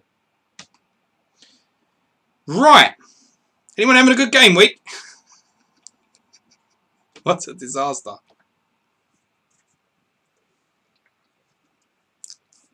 Eric Cluse is saying, James, make sure you get plenty of sleep on Friday after 2 nights of this. I will try and go to bed early. But Suj could tell you this. Well, I think he can. Actually, no, forget that. It's going to come out wrong.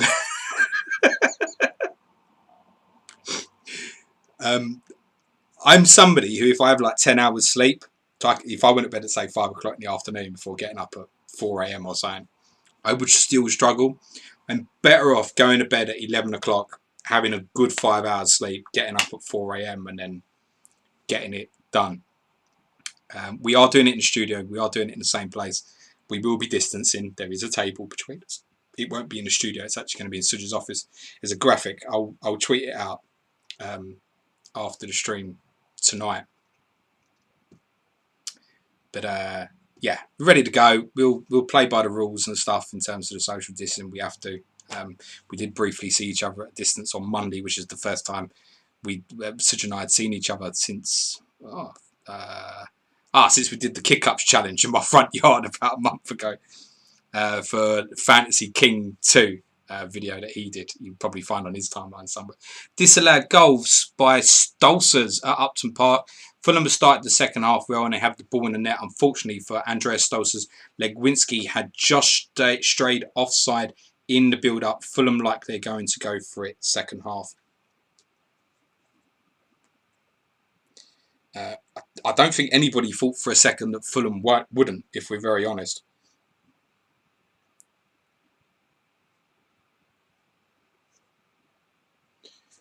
Right, cool.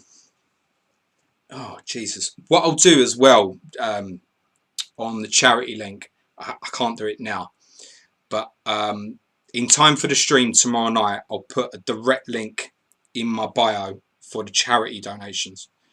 And I'll also put it in the description for the stream tomorrow night as well. So if people want to donate early, obviously they can.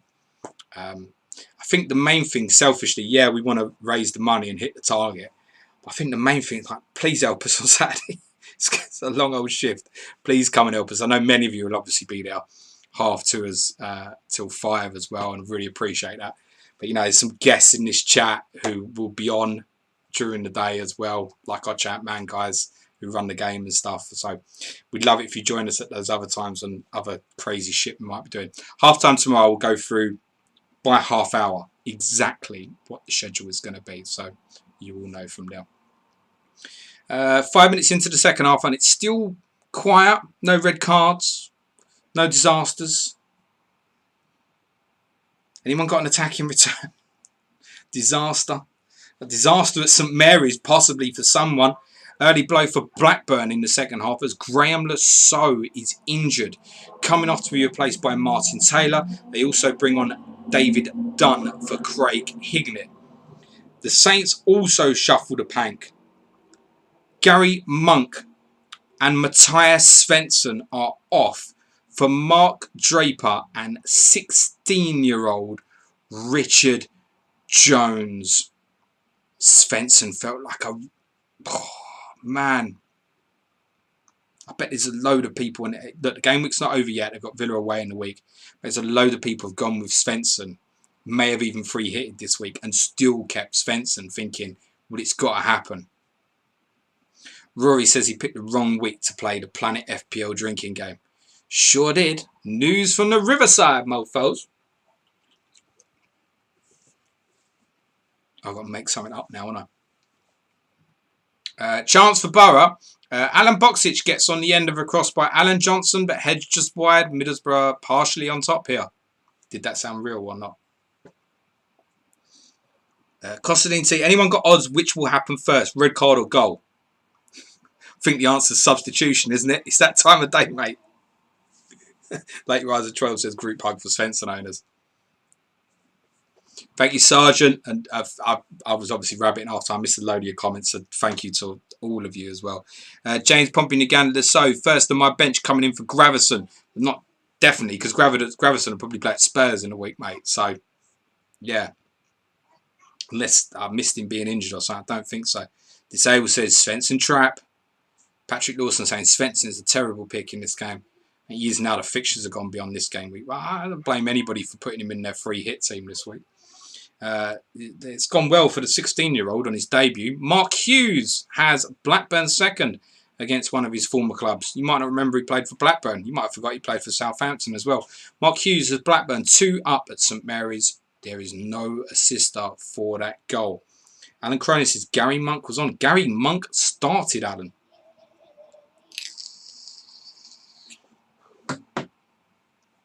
Stephen Hamilton pondered over Svensson for ages, ended up keeping him in. I think a lot of people would have been there. It's all right, man. I mean, Blackburn at home, Villa away. I mean, it's double game weeks go. It's all right, isn't it? Carl Cooter, Svensson and Rude captain here.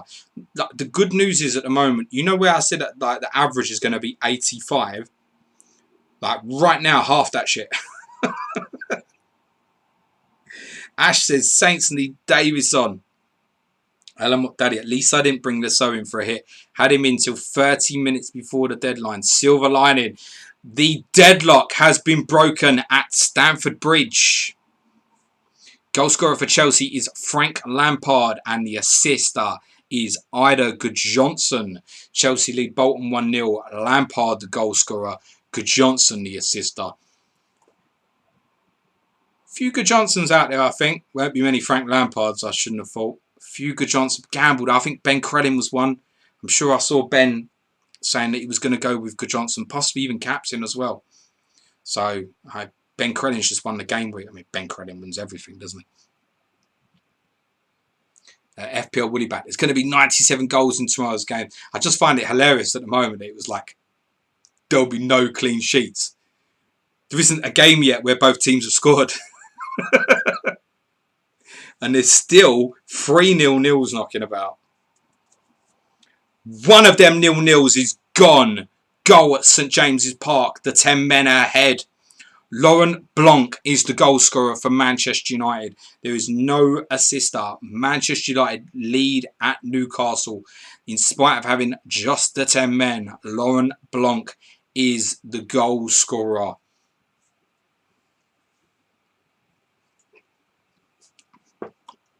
Might just be me, but I feel like there's been a movement from Blanc towards Sylvester in the last few weeks, where it's like it's worth paying the extra 0.5.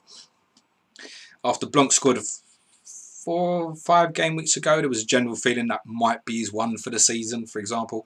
He's now got a second. That's an absolute certainty.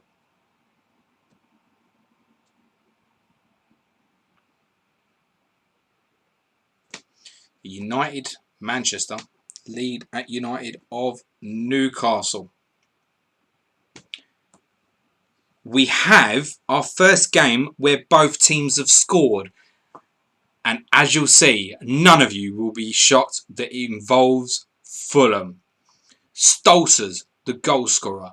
Gomar with the assist. Fulham have pulled a goal back at Upton Park. Stolzers, the goal scorer. Gomar, the assister.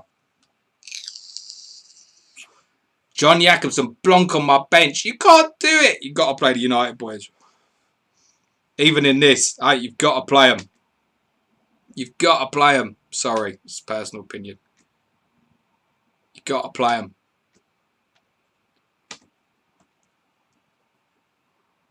them. Pep talk. Laurent Blanc is in my team, but I free hitted him out. You won't be alone. Ash says glad to be wildcard in game week 16. Don't suppose you'll be alone there, pal. Excuse me.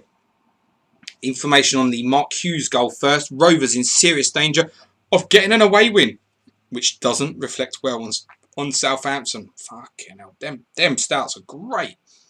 Mark Hughes proceeds with the ball in midfield, goes unchallenged and decides to unload a long ranger which flies past Paul Jones Powerful, which is about 48, guys, come on. And on the Blanc goal, it's as scrappy and fluky as they come, but when you're a man down at St James's, you'll take it. Giggs whips in a corner, the ball bobbles around in the box, Blanc tries to pass it and totally slices it, but it goes straight in. Hugely lucky. Interesting, aren't they? Ryan Giggs on the corner, not Veron or Beckham. Interesting. Andy North's got Blanc and Stolzers. Confirms his victory in the FPL Wolf Cup final, I should suggest, with 2 returns. Rory says non-free hitters are winning here. I agree with that because they haven't wasted the chip, but we've still got... Hello, Harry, if you heard that. A game and about 33 minutes to go. On the Lampard goal at Chelsea, they lead.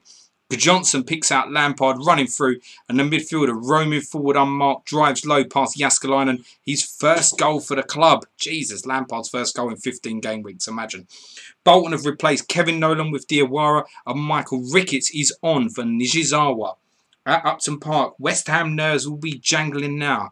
Alan Gomar plays the ball over the top for Stolzers, who runs through, advances with the ball, and then bends the ball past David James. Scrap that. Shaka Hirsop. Hardy is in the book for Fulham, who will be hoping for another.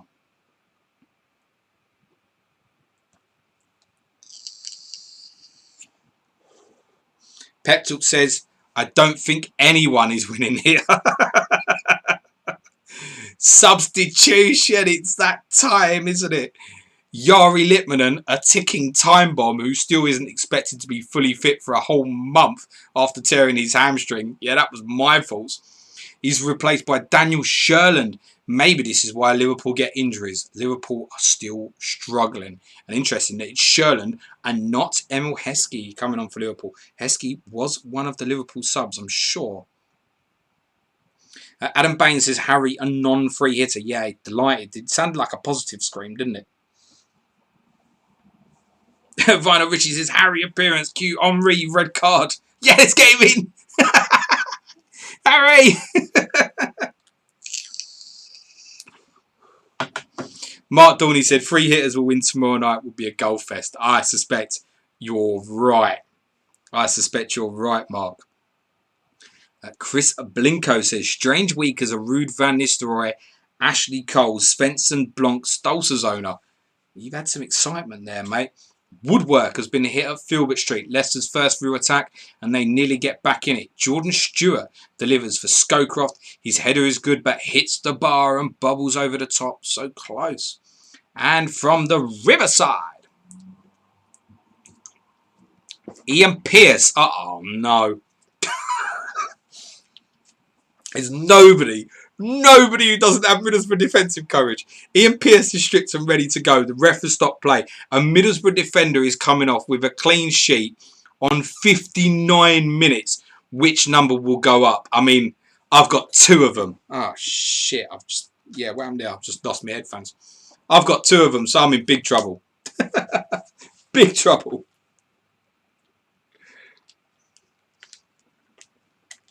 Oh, dear.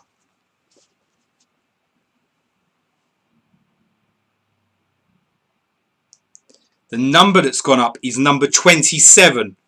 And most people go, I don't know what that means. Number 27 flashes up and fantasy managers breathe a sigh of relief, mostly. Robbie Stockdale is removed for Borough, who have been really dominant in this game. Ian Pearce is on. They won't be comfortable till they have a second, though. Okay. I have to say, like everybody I can see looking through the comments, I thought that was going to be Fester as well. Yeah, really, really did. Don't worry, in 2 minutes' time, Ipswich will score and you won't have given a shit. But yes, it's Stockdale removed for Ian Pearce. No sign of Emerson Boyce yet, who they bought as well. Some people might have just completely even missed that as well. Walter Recluse called it Shorty Stockdale. Penalty appeal at Goodison Park. Controversial moment here as Unsworth barges Mustafa Hadji in the back in the box, and it looks a certain penalty, but Andy D'Urso says no and waives the penalty appeals. Lord Staunton is on. He's replaced Thomas Hitzelsberger a few moments ago. If they're staying with the diamond, someone will probably correct me on this, but I would guess that that's Gareth Barry into midfield. The only, and I mean this generally, the only Aston Villa player I considered at all on my free hit was Gareth Barry.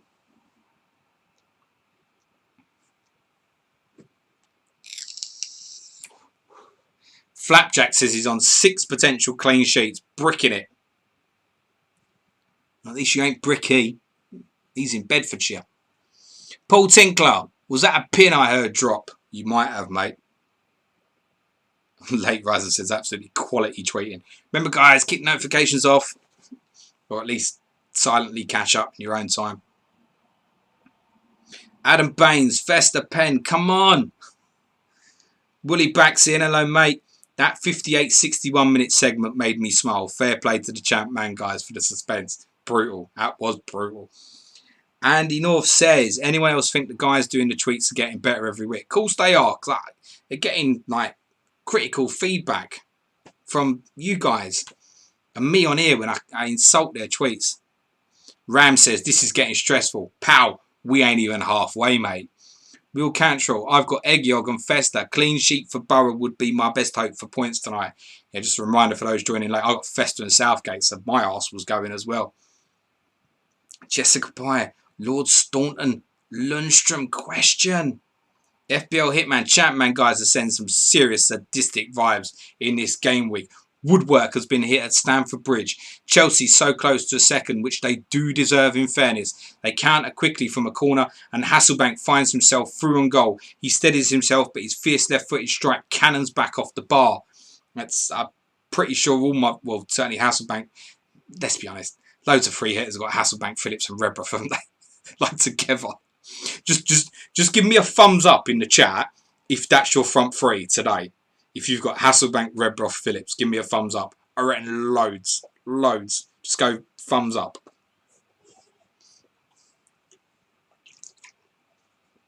FPL Chancellor, Spurs tension kicking in. Tell me about it, Dan. We got to score because we ain't keeping a clean sheet. My God. Can we win it, mate? Come on. Come on, these Spurs. I'm going fucking mental with Spurs score. I'm not joking.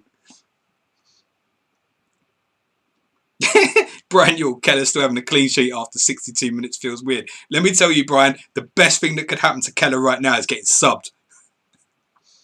Alan What Daddy says, too much clean sheet talking here. Andy North says, if Redruth scores now, I'll long arm this pipe. Mark Dorney, Redruth going, coming. Alan What Daddy, bonus points for Woodwork. FBL Graphics gives the thumbs up for the front three. So too, Josh Woolbridge. Brad London gives a thumb down. Mark Dorney has a thumbs up. Rob Pick has a thumbs up. Tron Gerhard Sands gives a thumb down. Water Recluse has a thumbs down. Angie G the Golf Bro, thumbs down. Alex Turner, thumbs up. But even from that small sample, you can see that's 50-50.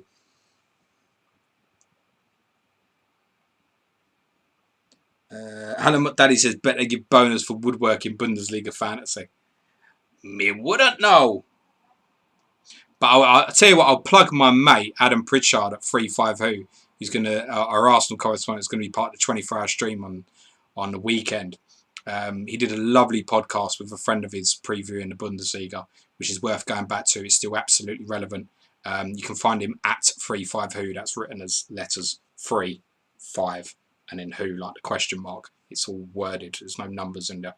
Adam in Audio is his podcast if you just want to search for it. Brilliant guy, Adam. King of puns.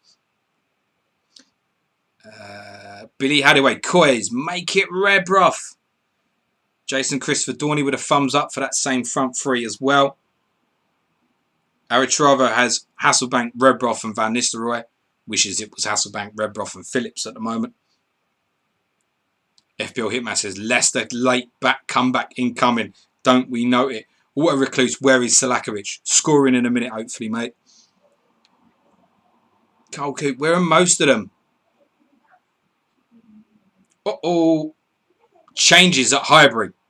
Arsenal have really been on top here second half, despite being a man... Fuck off, man. Despite being a man down. Spurs look to change it up. Everson and King are coming on for Bunjevcevic and Rebrov. Spurs will be disappointed with their first trainments this half. Fuck's sake. I'm not bothered about Rebrov going off. To be honest, Rebrov 2-pointer today is fine. I don't expect nothing. And the fact he's coming off early probably makes him a little bit safer for Wednesday, maybe. I don't know. I might be completely wrong there. But, yeah. Me actually buying Rebrov, getting Rebrov on the free hit was just as a defensive move against, I think, so many other people. Championship manager accounts in. I'm going to assume that's James Lappin saying 84 people have that front three of Hasselbank, Phillips and Rebrov. 75 people have 2 of that front three.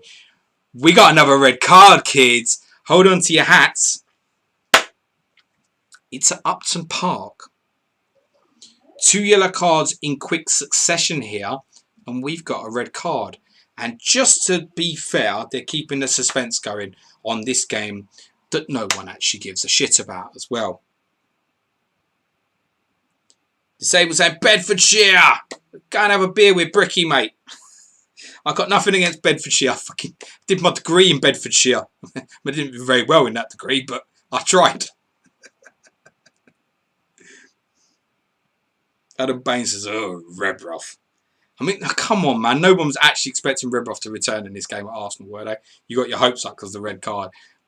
If you'd have said to me now, Rebrov was 1 pointer today and he starts against Everton, I'd have taken that. That would have been my opinion on it. No. FBO Badger, Balls, King and Staunton on to wipe out my Blanc points. Now I want a Newcastle and Spurs goal. You pick King instead of Blanc, Mark. No. Jesus. No. Who else did you expect getting sent off at Upton Park other than the great Thomas Repka? He upended Marley about 10 minutes ago and saw yellow, and now he ploughs into the Frenchman in a challenge and wipes him out. It's a second yellow and he's off. 22 minutes to survive for West Ham. But uh-oh. That's their words, not mine. Further information I suggest is incoming from Upton Park.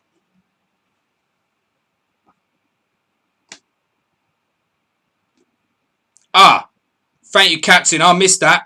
News from Stamford Bridge as well. Hasselbank is off. Don't know how I missed that. Hasselbank off on 65 minutes.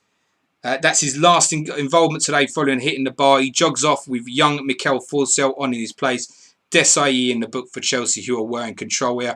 The good news for Hasselbank and Rebrov owners, you both made it past the 60-minute mark. And there's a good chance they're playing again. Fulham are level at Upton Park. Goal scorer is Steed Malbronk. Assister is John Collins. It's 2-2. Genuinely, had I not used my free hit this week, my transfer probably would have been Kumas to Malbronk in preparation for game week 16, as I've already got 3 Liverpool. It's probably the move I would have made. I wouldn't have dived into Leicester. And I don't think financially it wouldn't have worked for me on Middlesbrough either. It's probably the transfer I would have made, but I can't see me making that transfer in game week 16. I'd rather get ready for a third Manchester United asset. So yes, Hasselbank and Rebrov are now both off. That's my captain off. You can tune out now. Come back at 7:30 or 8 PM tomorrow night if you wish. Willie back is not wrong.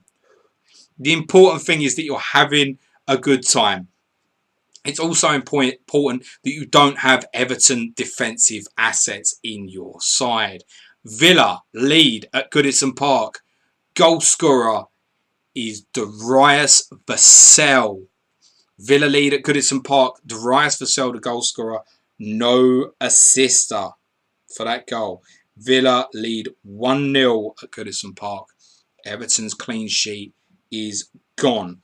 And what's actually interesting about that, and one of the reasons I really considered Gareth Barry, this would be 3 clean sheets away in a row for Villa, I believe. There was the Fulham clean sheet, and then there was another one. I'm sure there was. And that was after a run of looking like they were going to get battered in every single away game. But I think if they keep a clean sheet tonight, think that's 3 in a row. Information on the Malbronk equaliser for Fulham. Fulham equalise and West Ham's soft underbelly is exposed again. From the free kick which led to Repka's red, Collins receives the ball and crosses for Malbronk, who taps in at the far post. Song on for Bretkin. Defoe on for Di Canio.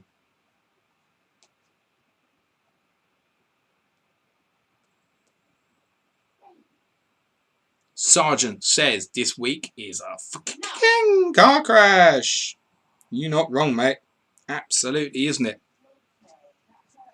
Block FPL says Seaman and Silvestre might make my bench boost acceptable. They might. I think all of us, even those of free hitted with no Arsenal United, would have fancied both to get a clean sheet. Working on the assumption as well that Shearer wasn't going to play for Newcastle. I mean, he might as well not have. They've gone down to 10 men, you know, sort of after half hour, and they still lead 1-0. Huge result in the title race, that. Villa lead against the run of play at Everton. Vassell replaced Dublin a few minutes ago, and he gets his first goal of the season, pouncing first after Paul Gerrard saved Bosco Balaban's header. Everton will be so disappointed after being so dominant.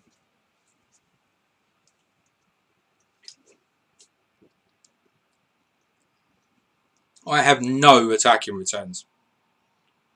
No attacking returns. Brass. I am holding on to 4 clean sheets currently. Arsenal Spurs remains 0-0. Charlton, obviously a double game week team, lead Liverpool 1-0. Chelsea lead Bolton 1-0. Villa lead 1-0 Everton. Sunderland 2 up at Leicester. Middlesbrough lead Ipswich by a goal. United 1-0 up at Newcastle. Blackburn 2 up at Southampton. West Ham and Fulham 2-2. The only game still where both teams have scored, because Blackburn have a third at Southampton. David Dunn with the goal for Blackburn, and I know some people really like it when I say assist for the Turkish Delight 2 guy. Goal, David Dunn, assist 2 guy. I've seen so much chatter of do you, don't you get 2 guy this week, and to get the return in the away game is going to feel like a massive bonus with Leicester at home to come tomorrow night. Blackburn, were they the team all along to go for? I've got none of them. So much unknown in terms of starting lineup and whatever. Do you really want to take a chance on defence? Because you could have. I think if I'd have gone for one, I'd have probably gone Henningberg. Again, just try and get near the bonus points on it. And then a clean sheet. I'd actually treat a clean sheet as the bonus. Which is how I would certainly feel if Emerson Tome rocks up with one at Leicester. You know, every cloud after I had Matt Elliott sent off. Blackburn have scored 3 with their crazy defensive formation. This one is simple. David Dunn connecting with 2 guys corner to put the game to bed. Damien Duff was earlier replaced by Alan Mahon. Makoko FPL, Luke Porteous, Nur Shakhtar, Jessica Pye, Rich P FPL, Trond, Gerhard Sands, all very happy with that 2 guy return. Jason Christopher Dorney, first return 2 guy. Near Shakhtar has triple Blackburn. Good man. Get fucked by Leicester tomorrow probably. Shit. Drop that. I was just going to play the Thierry Henry song as well. No, he hasn't scored. Come on, Spurs. Come on, you Spurs. Come on, you Spurs. Billy Hadaway, Blackburn winning away. Thought there was more chance of Gary getting the right day. Maybe he has. Nice Godfrey. Went Selakovic over 2 guy. There is a whole game to go. You weren't expecting Selakovic to outscore 2 guy today. I'm telling you, if you've gone Spurs attackers and you were expecting anything today, it's all about tomorrow night. Disable says that Blackburn formation isn't bad when they don't play defensive mentality. Helps when you play Saints too, though. Colin Fallon, Blackburn supporter, represent. Cole Cook, can the CM guys check if Blackburn stick with the starting formation through the match? Doesn't look like they do. Well, their clean sheet's gone anyway, I can tell you that. Marion Pahars has scored for Southampton. And James Beattie has the assist for Saints. Front two combined on that Southampton goal. The guys can't tell, genuinely, if there's a change in system during match play unless they were managing the team. They have no access to that. But I think what Luke's saying there at Disable in the chat would be spot on. It's about the mentality within the system. So that because they're playing another low rep team, and that's what he would say, reputation team in Southampton, it might be a little bit more adventurous within that system, as I think, many of us thought they might have been when they played Charlton the other week, and it didn't really happen.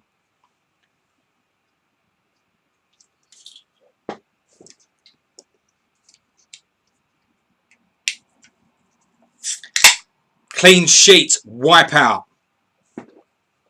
for Aston Villa. Everton are on terms at Goodison, deservedly so. Goal is scored by Mark Pembridge, an assist by Scott Gemmell. Everton 1, Villa 1. Attacking returns for Pembridge, Gemmell and Vassell. Felt worth it, didn't it? Obviously, Gemmell has been on penalties at Everton, I believe, but did anybody do that, really? I'm sure somebody has. Oh, I'll get some penalty takers in on my free hit. Spurs away the second one. He didn't, did you? Surely. Brian Yule, Pahars a return. Fucking hell, yeah. Some sort of, to be honest, I'll just take the clean sheets now. And if my boys can score tomorrow, that'd be great. I'll take that, I think. Well, I don't know. How many conceded? There's going to be some clean sheets around in them free hit teams, I'm telling you. And also, obviously, those who kept United Arsenal. But the one that will be the most owned from Arsenal, I guess, is Ashley Cole sent off. Nurse Shakhtar, guide, I want to be here tomorrow. Don't let me stop you, mate. Be here tomorrow.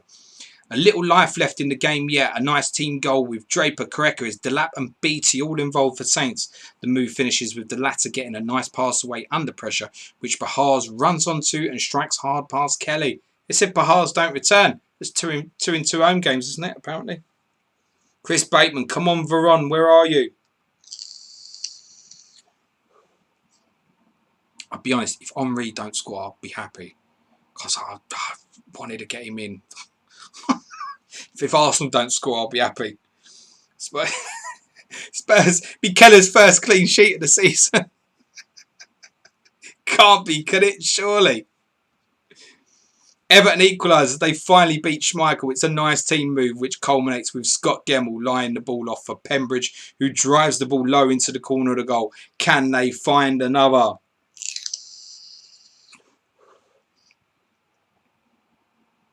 Clean sheet wipeout. Clean sheets are slowly dwindling for me. FPL Chancellor, come on you Spurs, let's get the hell out of Dodge with a point, then batter Everton tomorrow. I'm with you, mate, all day long. I know this chat's been waiting to rip me apart all day long.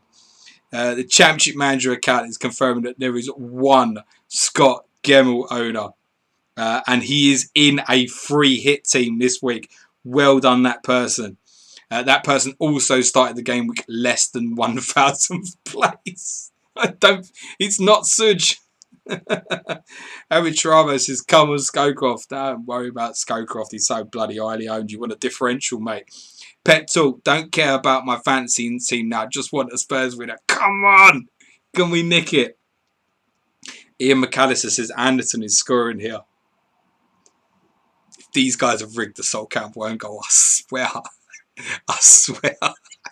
I'll run round this room. Brian Yule says, come on Casey, we believe in you. I'm glad, Brian, nobody believes in Casey Keller, mate. Billy Adaway says, bring Harry in so Henry doesn't score.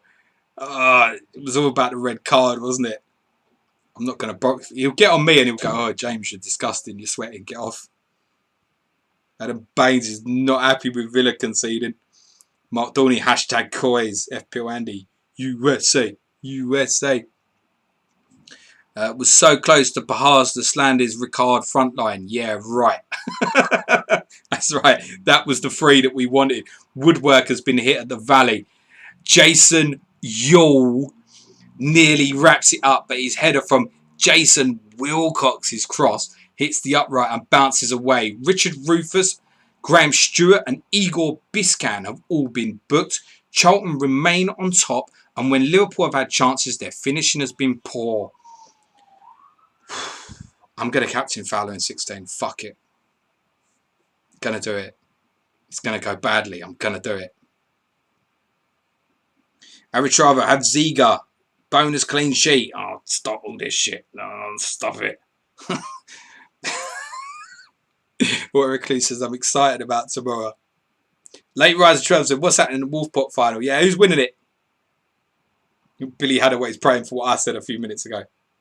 Andy North says, Corf has logged off. FPL Corf says, late riser. Disable. Hashtag lottery this week. Really was. Hasn't it been? Yeah. Brad Lewandon, teach mode, winning the Wolfpack pod. So fixed. More games tomorrow. Pet talk. 5 at the back may actually have been an option tonight. It's easy to say. I think I got bullied. I bullied myself into the value thing. That if I didn't go with Redroth and just went, and I would have gone, if I'd gone 2, I'd have gone Hasselbaink and Phillips. I'm thinking if I go 5-3-2, I would have probably been leaving like 10 mil in the bank. Because I'd have gone like Brian Howard or the guy from E17 as my 4.5 million forward on the bench, knowing that, I mean, I picked a team where I knew all 11 was going to play, basically. Or at least if they didn't play this week, they were going to play tomorrow night. So substitutes really didn't matter. And if I'd have gone that way, genuinely, I'd have been leaving like 9-10 million in the bank. And I just felt, do you know what? I know a load of people are going to go with Redroth. I've got to go with the power. He might do the business against Everton. Substitutions at Highbury. Arsenal bring Tikhonov on for Van Bronckhorst as they seek a winning goal. Casey Keller has played brilliantly. Go on, Casey. If he had been a bit less on form, or if Arsenal's finishing had been better, they would be ahead here. We don't care. Come on, Casey. Save us. Bricky is remembering about Pembridge at Luton in the top division. Sorry, just reminiscing. Bricky, the whole of the chat just went, what, Luton were in the top division? Yes, actually, for about 10 years, believe it or not. Brian Yule, I don't know what sort of bastards persuaded Tomo to captain Yule. They should feel bad. I think he just wanted to get in my face. FBL Badger says, Donkey Yule.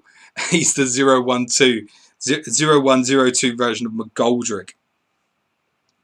Corf says, Wilcox assist, Blanc goal and a load of clean sheets at the moment. Redroth got subbed off, so Andy doesn't have to straight arm his Smirnoff ice. Woodwork has been hit again at Filbert Street. Sunderland close to a deserved third.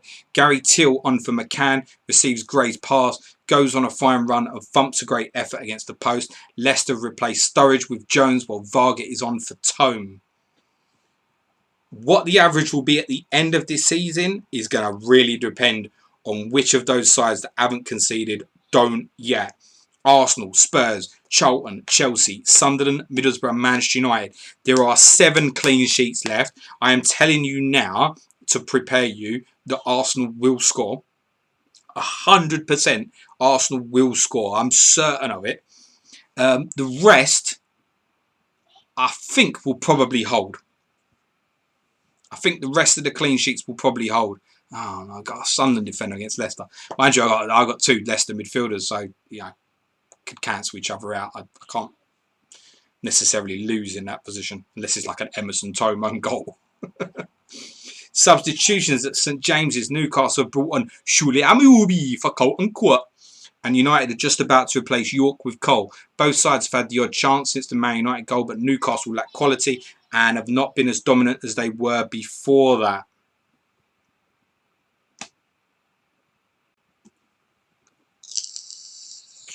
Oh, what is Suj sending me? Suj sent me something by DM. What does it mean? What does it mean? Could be important.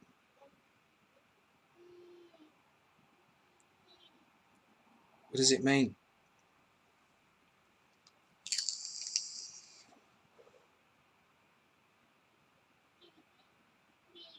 Ah, I'll tell you what that is at half time. It's not related at half time, full time. It is not related to the game. I will tell you at full time before we do the bonus points.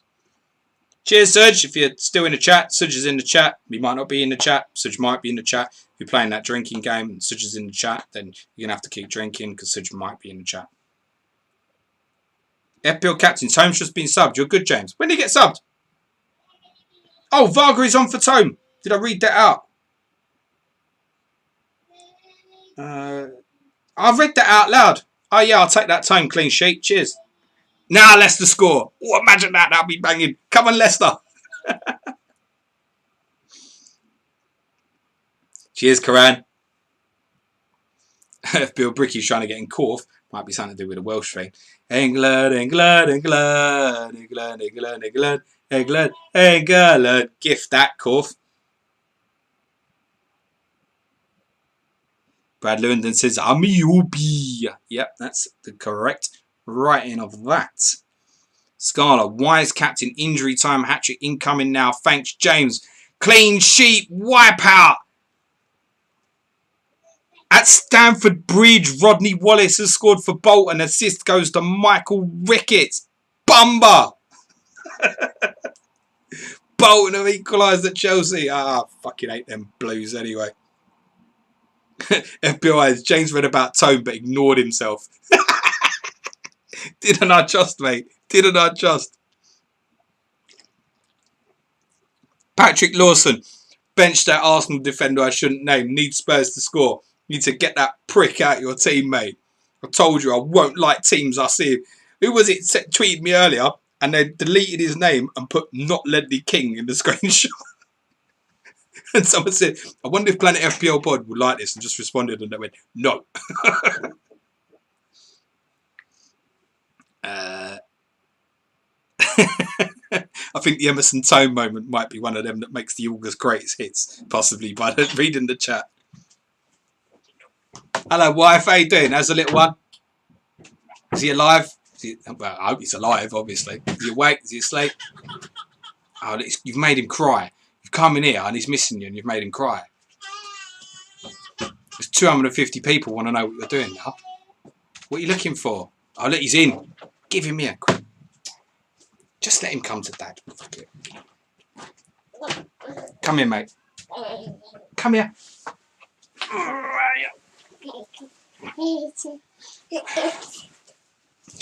Can you get Thierry Henry sent off again? Do you think you could do that for us? There's a lot of people would really like you if you did that. You right? Good man. Cool. That was you with the I'm not having Ledley and stuff. On the Bolton equaliser. No, you can't have that. That's, oh, no. There's been a goal somewhere. Goal at the Riverside. Cover your ears. Mofos. But we don't know who's got it. Do you want to take my son back? All right, go back to Mum.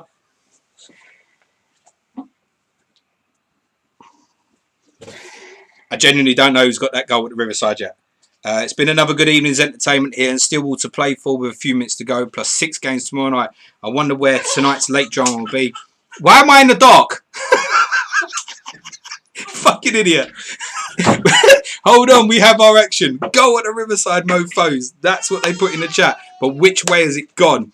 On the Rodney Wallace goal, Bolton nick an undeserved equaliser. Ricketts steams down the right flank. It looks like he's headed for a dead end, but he digs out a rather hopeful cross. However, Rod Wallace is perfectly positioned to get in the end of it and heads home.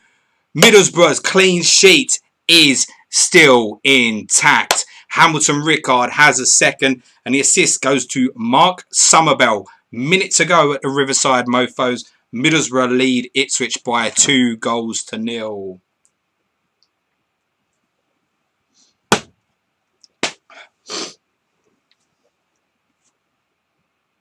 We good.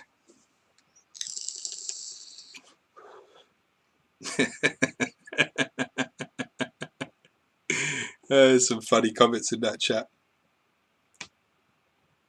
Love it. Come on, Spurs, hold on. Nobody saw this coming. Nobody saw this goal. We are at 90 minutes. As you can see, the clock is stopped. Games are ongoing.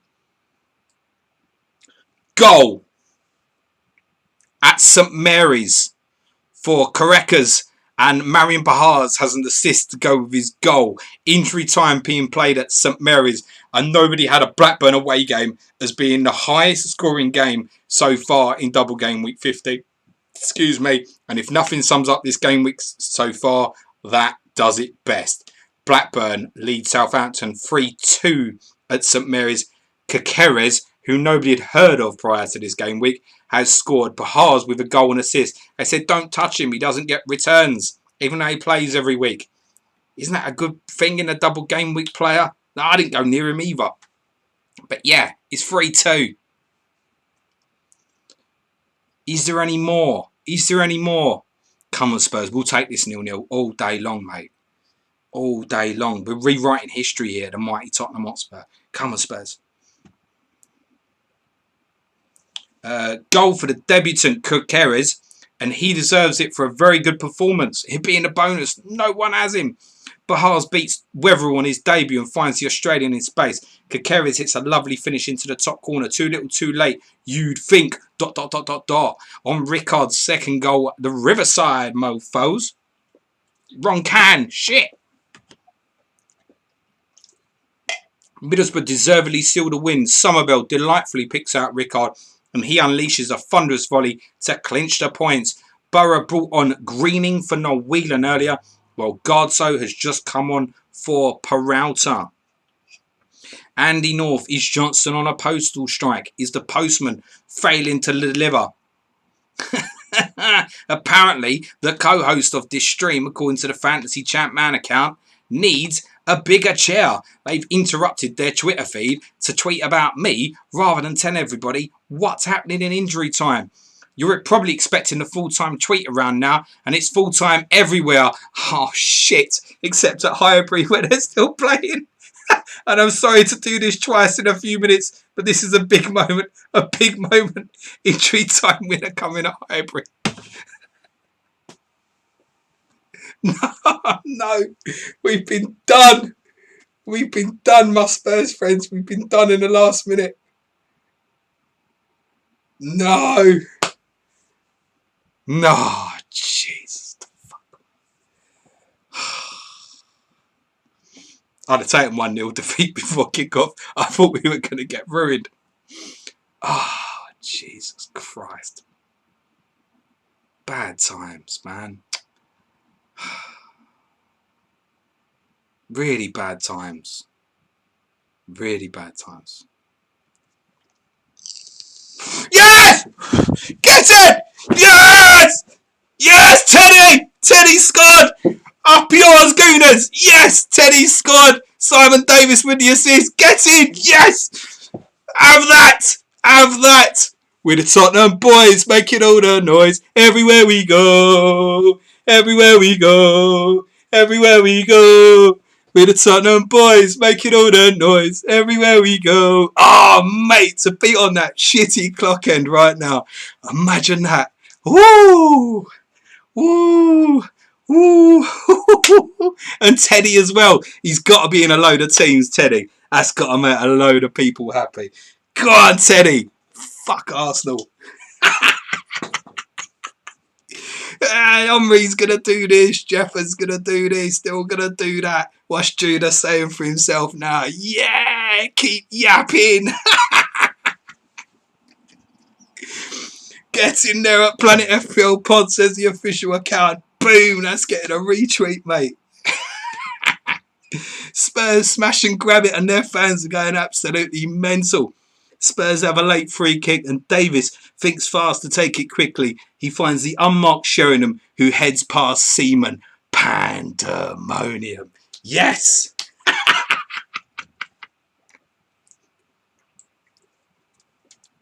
For those of you who have just lost your Arsenal clean sheet, I'm sorry.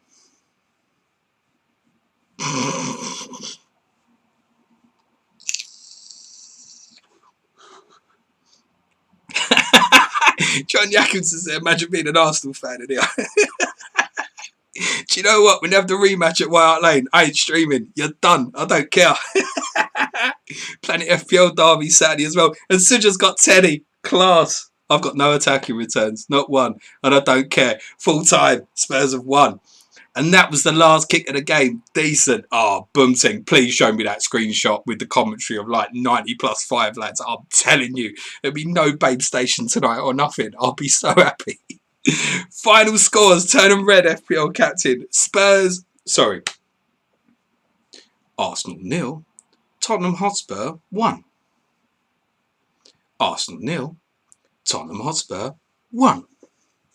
Charlton have beaten Liverpool 1-0. Bolton with a late leveller at Stamford Bridge, wiping out Chelsea clean sheets for many a free hitter, I'm sure.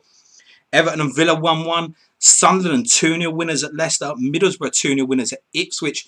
10 men Manchester United winning at Newcastle. Blackburn 3-2 winners at Southampton. West Ham and Fulham finished 2-2. Alan Cronin says, James, was that better than the Ajax win? Nothing will ever be better than when Lucas Moura scored and I was in Amsterdam. Nothing ever. That goes down as one of the strangest game weeks so far, I reckon. But brilliant entertainment, and we're only halfway through. 6 more Premiership games tomorrow night as well as European score updates live here from 8 p.m. Live here from 7:30 p.m. Bonus and save points coming in 1 minute. What a blast. What I was going to say, shit, I completely lost myself in the moment there with the goal. One, Suja's requested that everybody likes this video. If you've had some fun, like the video. I requested it too, but Suja's the boss, right? But if you're on Twitter abouts now, obviously you can put your notifications back on. Please go to Suja's Twitter page. It's at Sujan Shah. And in that Twitter link, or in the last tweet that he sent, Planet FPL 24 is around the corner, and our donations page and Patreon are now open. We want to raise 5,000 for NHS Charities Together with your help. So just got the links up on his tweets. Later this evening, I'll post a tweet as well, and I'll put it in my bio as well. And I'll also have it in the description of in the YouTube video for the second part of Double Game Week 15 tomorrow night. Right, bonus points in. Anyway, go to Suja's Twitter page. Nobody even cares anymore, do they? Everybody's had a shit game week. No one cares. Top bonus. You know who it is. It's Casey Keller has got top bonus at Highbury. There are 2 bonus points for Oleg Luzny, Tony Adams, Thierry Henry, Robert Pires, Darren Anderton, Simon Davis, and injury time goal scoring hero. Oh, Teddy Sheringham, as well as top bonus and a clean sheet. Casey Keller has 2 save point bonus. He's won the game week with a potentially impotent Everton at home to come. Who would have foreseen this? I never would have gone near Spurs defensively. Obviously, Ashley Cole was sent off on 21 minutes. Only other card in the game was for Oleg Luzny. Wasn't long after that red card. Arsenal substitutions were Upson for Jeffers on 35, Tikhonov for Van Bronckhorst on 83 minutes. Ashley Cole's rating was a 5 out of 10. Spurs players to score less than a 7 out of 10 rating who started. There were 3, Bunjevcevic, Salakovic and Rebrov. Spurs' substitutions were Everson for Rebrov on 66 and the great Ledley King for Bunjevcevic on 66. As the Twitter account says, the Gunners dominate, Spurs steal the points. What an ending. To the Valley, top bonus for FPL Blade, my friend. You're not going to believe it. Top bonus goes to Jason Wilcox. 2 bonus points to Stefan Hencho. 1 bonus point to Radostin Kishishev, Chris Powell, Klaus Jensen, Sean Bartlett, Vegard Hegem, Igor Biscan. 4 bookings in the game for Rufus, Jensen, Stewart and Biscan. On 34 minutes, Stewart replaced Gary McAllister. No injury, I believe, there. Jamie Redknapp was injured on 31, replaced by debutant Alan Navarro. Daniel Sherland came on for Yari Lippmanen 4 minutes before the hour mark. Wilcox's man of the match rating was a 9 out of 10. Robbie Fowler and Lippmanen, interestingly, 6s out of 10s. To Filbert Street, top bonus unsurprisingly goes to 2-goal hero Lilian Lislandis. 2 bonus points for Michael Reddy and Chris Bart Williams only. That's the only other bonus. No bonus for any Leicester assets. Leicester obviously had Matt Elliott sent off after 4 minutes. Matthew Jones replaced Dean Sturridge on 69. Lislandis' man of the match performance was a 9 out of 10 rating. Kevin Phillips was a 7 out of 10. Only booking in the game was Sunderland's captain Stefan Schwartz. They replaced Gavin McCann with Gary Till on 64 minutes. And Stanislav Varga replaced Emerson Tome on 82 minutes, which I did read out and then completely ignored myself. Emerson Tome, I came for the bonus points. I'll take the clean sheet. Thank you very much. To the Riverside. Top bonus goes to Hamilton Rickard. There are 2 bonus points for Paul Ince. There is 1 bonus point for 2 of the Middlesbrough backline. Gianluca Festa and Gareth Southgate.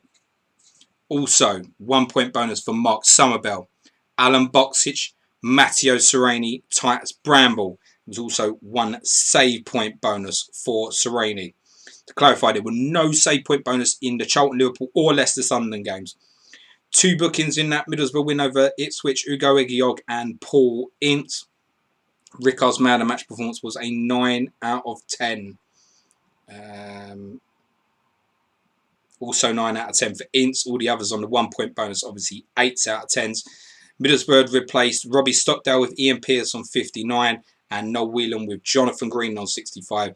Ipswich's sole change was Thomas Gardstow for Sixto Peralta, 2-0 down with 9 minutes to go, very randomly. Top bonus at St Mary's, in spite of being on a losing side, goes to Marion Pahar's goal and assist. Top bonus, 2 bonus point also for debutant Kakeres, yeah, him. Also, the Turkish delight, 2 guy Matt Yance and David Dunn, 1 save point bonus each for Paul Jones and Alan Kelly.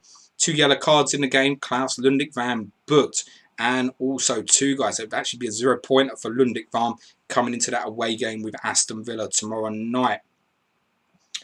Southampton's changes were Richard Jones and Mark Draper, we knew about, for Svensson and Gary Monk on 49. Blackburn had replaced the injured Graham Rousseau with Martin Taylor on 47. In the same minute, they used David Dunn to replace Craig Hignett. Alan Mann came on for Damien Duff on 61 minutes. And finally, to Upton Park. Another team hit hard by a red card. A fair result, the official count says, but West Ham will be going down if they don't start holding on to leads. Should call the fucking RSPCA, the idiots. Top bonus goes to Joe Cole. There were 2 bonus points to Thomas Repka and also 1 for Scott Minto, Steve Points. Steve Points? It's got 1 point. Steve Potts, John Collins and Steve Malbronk. 1 save point bonus for Shaka Hislop. Obviously, Repka was sent off on 68. West Ham replaced replaced Rigobert Song and Paolo Di Canio with Ian Breckin and Jermaine Defoe in the same minute, presumably in reaction to that red card. Fulham's sole change was Kieran McInnesby on for Stolzers in the 91st minute. Stolzers had obviously already scored earlier in the game. The bookings in the match, there were 2 for Fulham. John Harley, John Collins. Joe Cole's man of the match performance was only an 8 out of 10. There's more. Obviously, there's more. I thought that was quick. To Goodison Park. Everton were brilliant today. Unfortunately for them, so was Peter Schmeichel. Therefore, top bonus goes to Nicholas Alexanderson.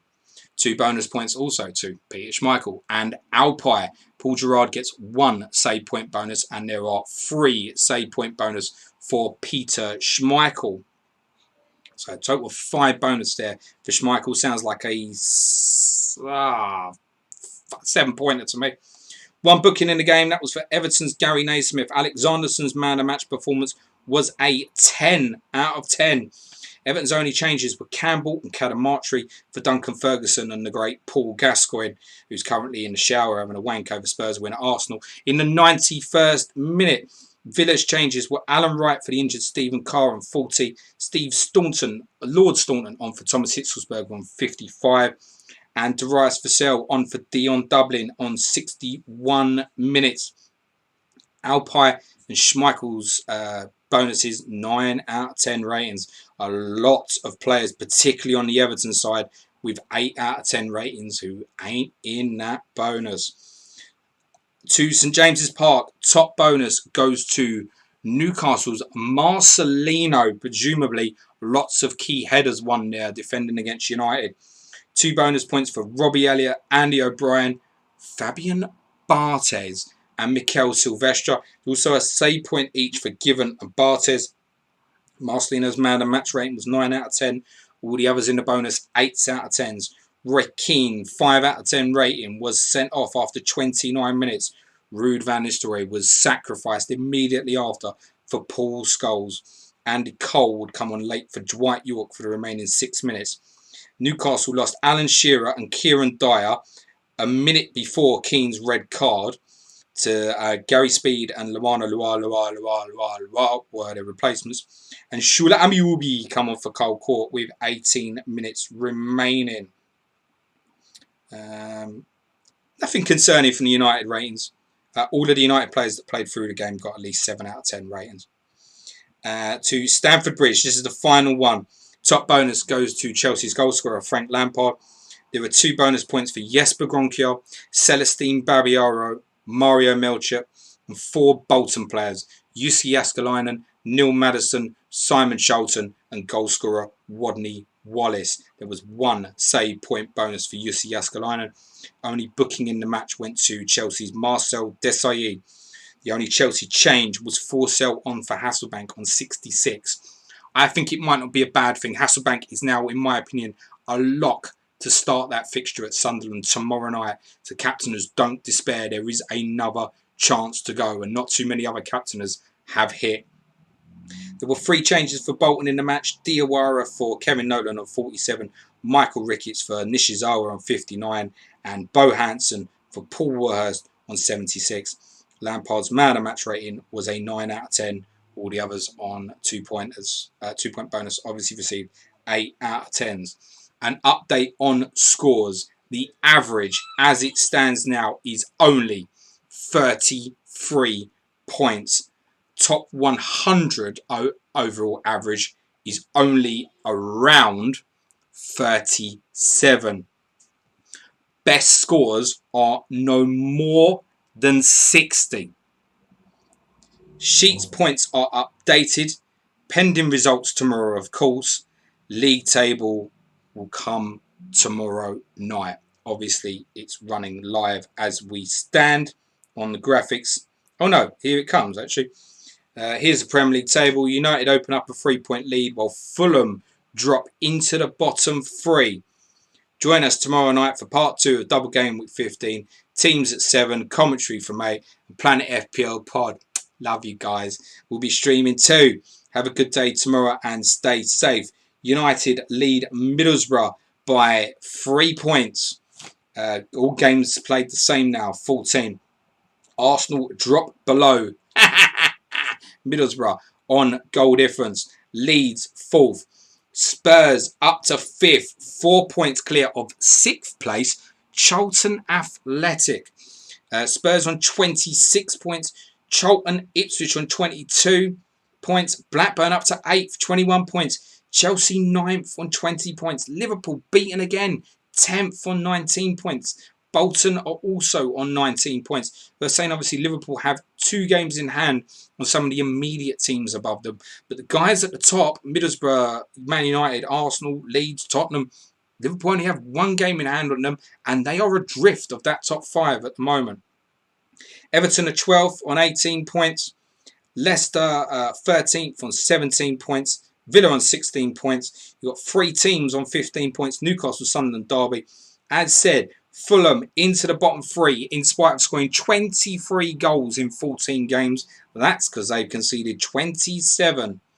Only Leicester and Southampton have conceded more. Southampton 19th on 13 points. West Ham remain rooted on 11. Just think, if they'd have beaten Fulham, Fulham would have been joint bottom with West Ham and Southampton. I think that's just about it. In any case, thank you very much for everybody who's joined in.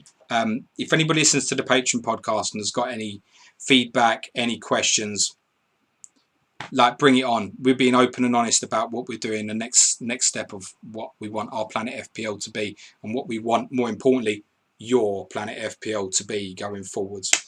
If you go to Suj's Twitter at Suj and Shah, you will find a link. The fundraising account is open for donations. If you wish to donate, please only donate what you can afford to do.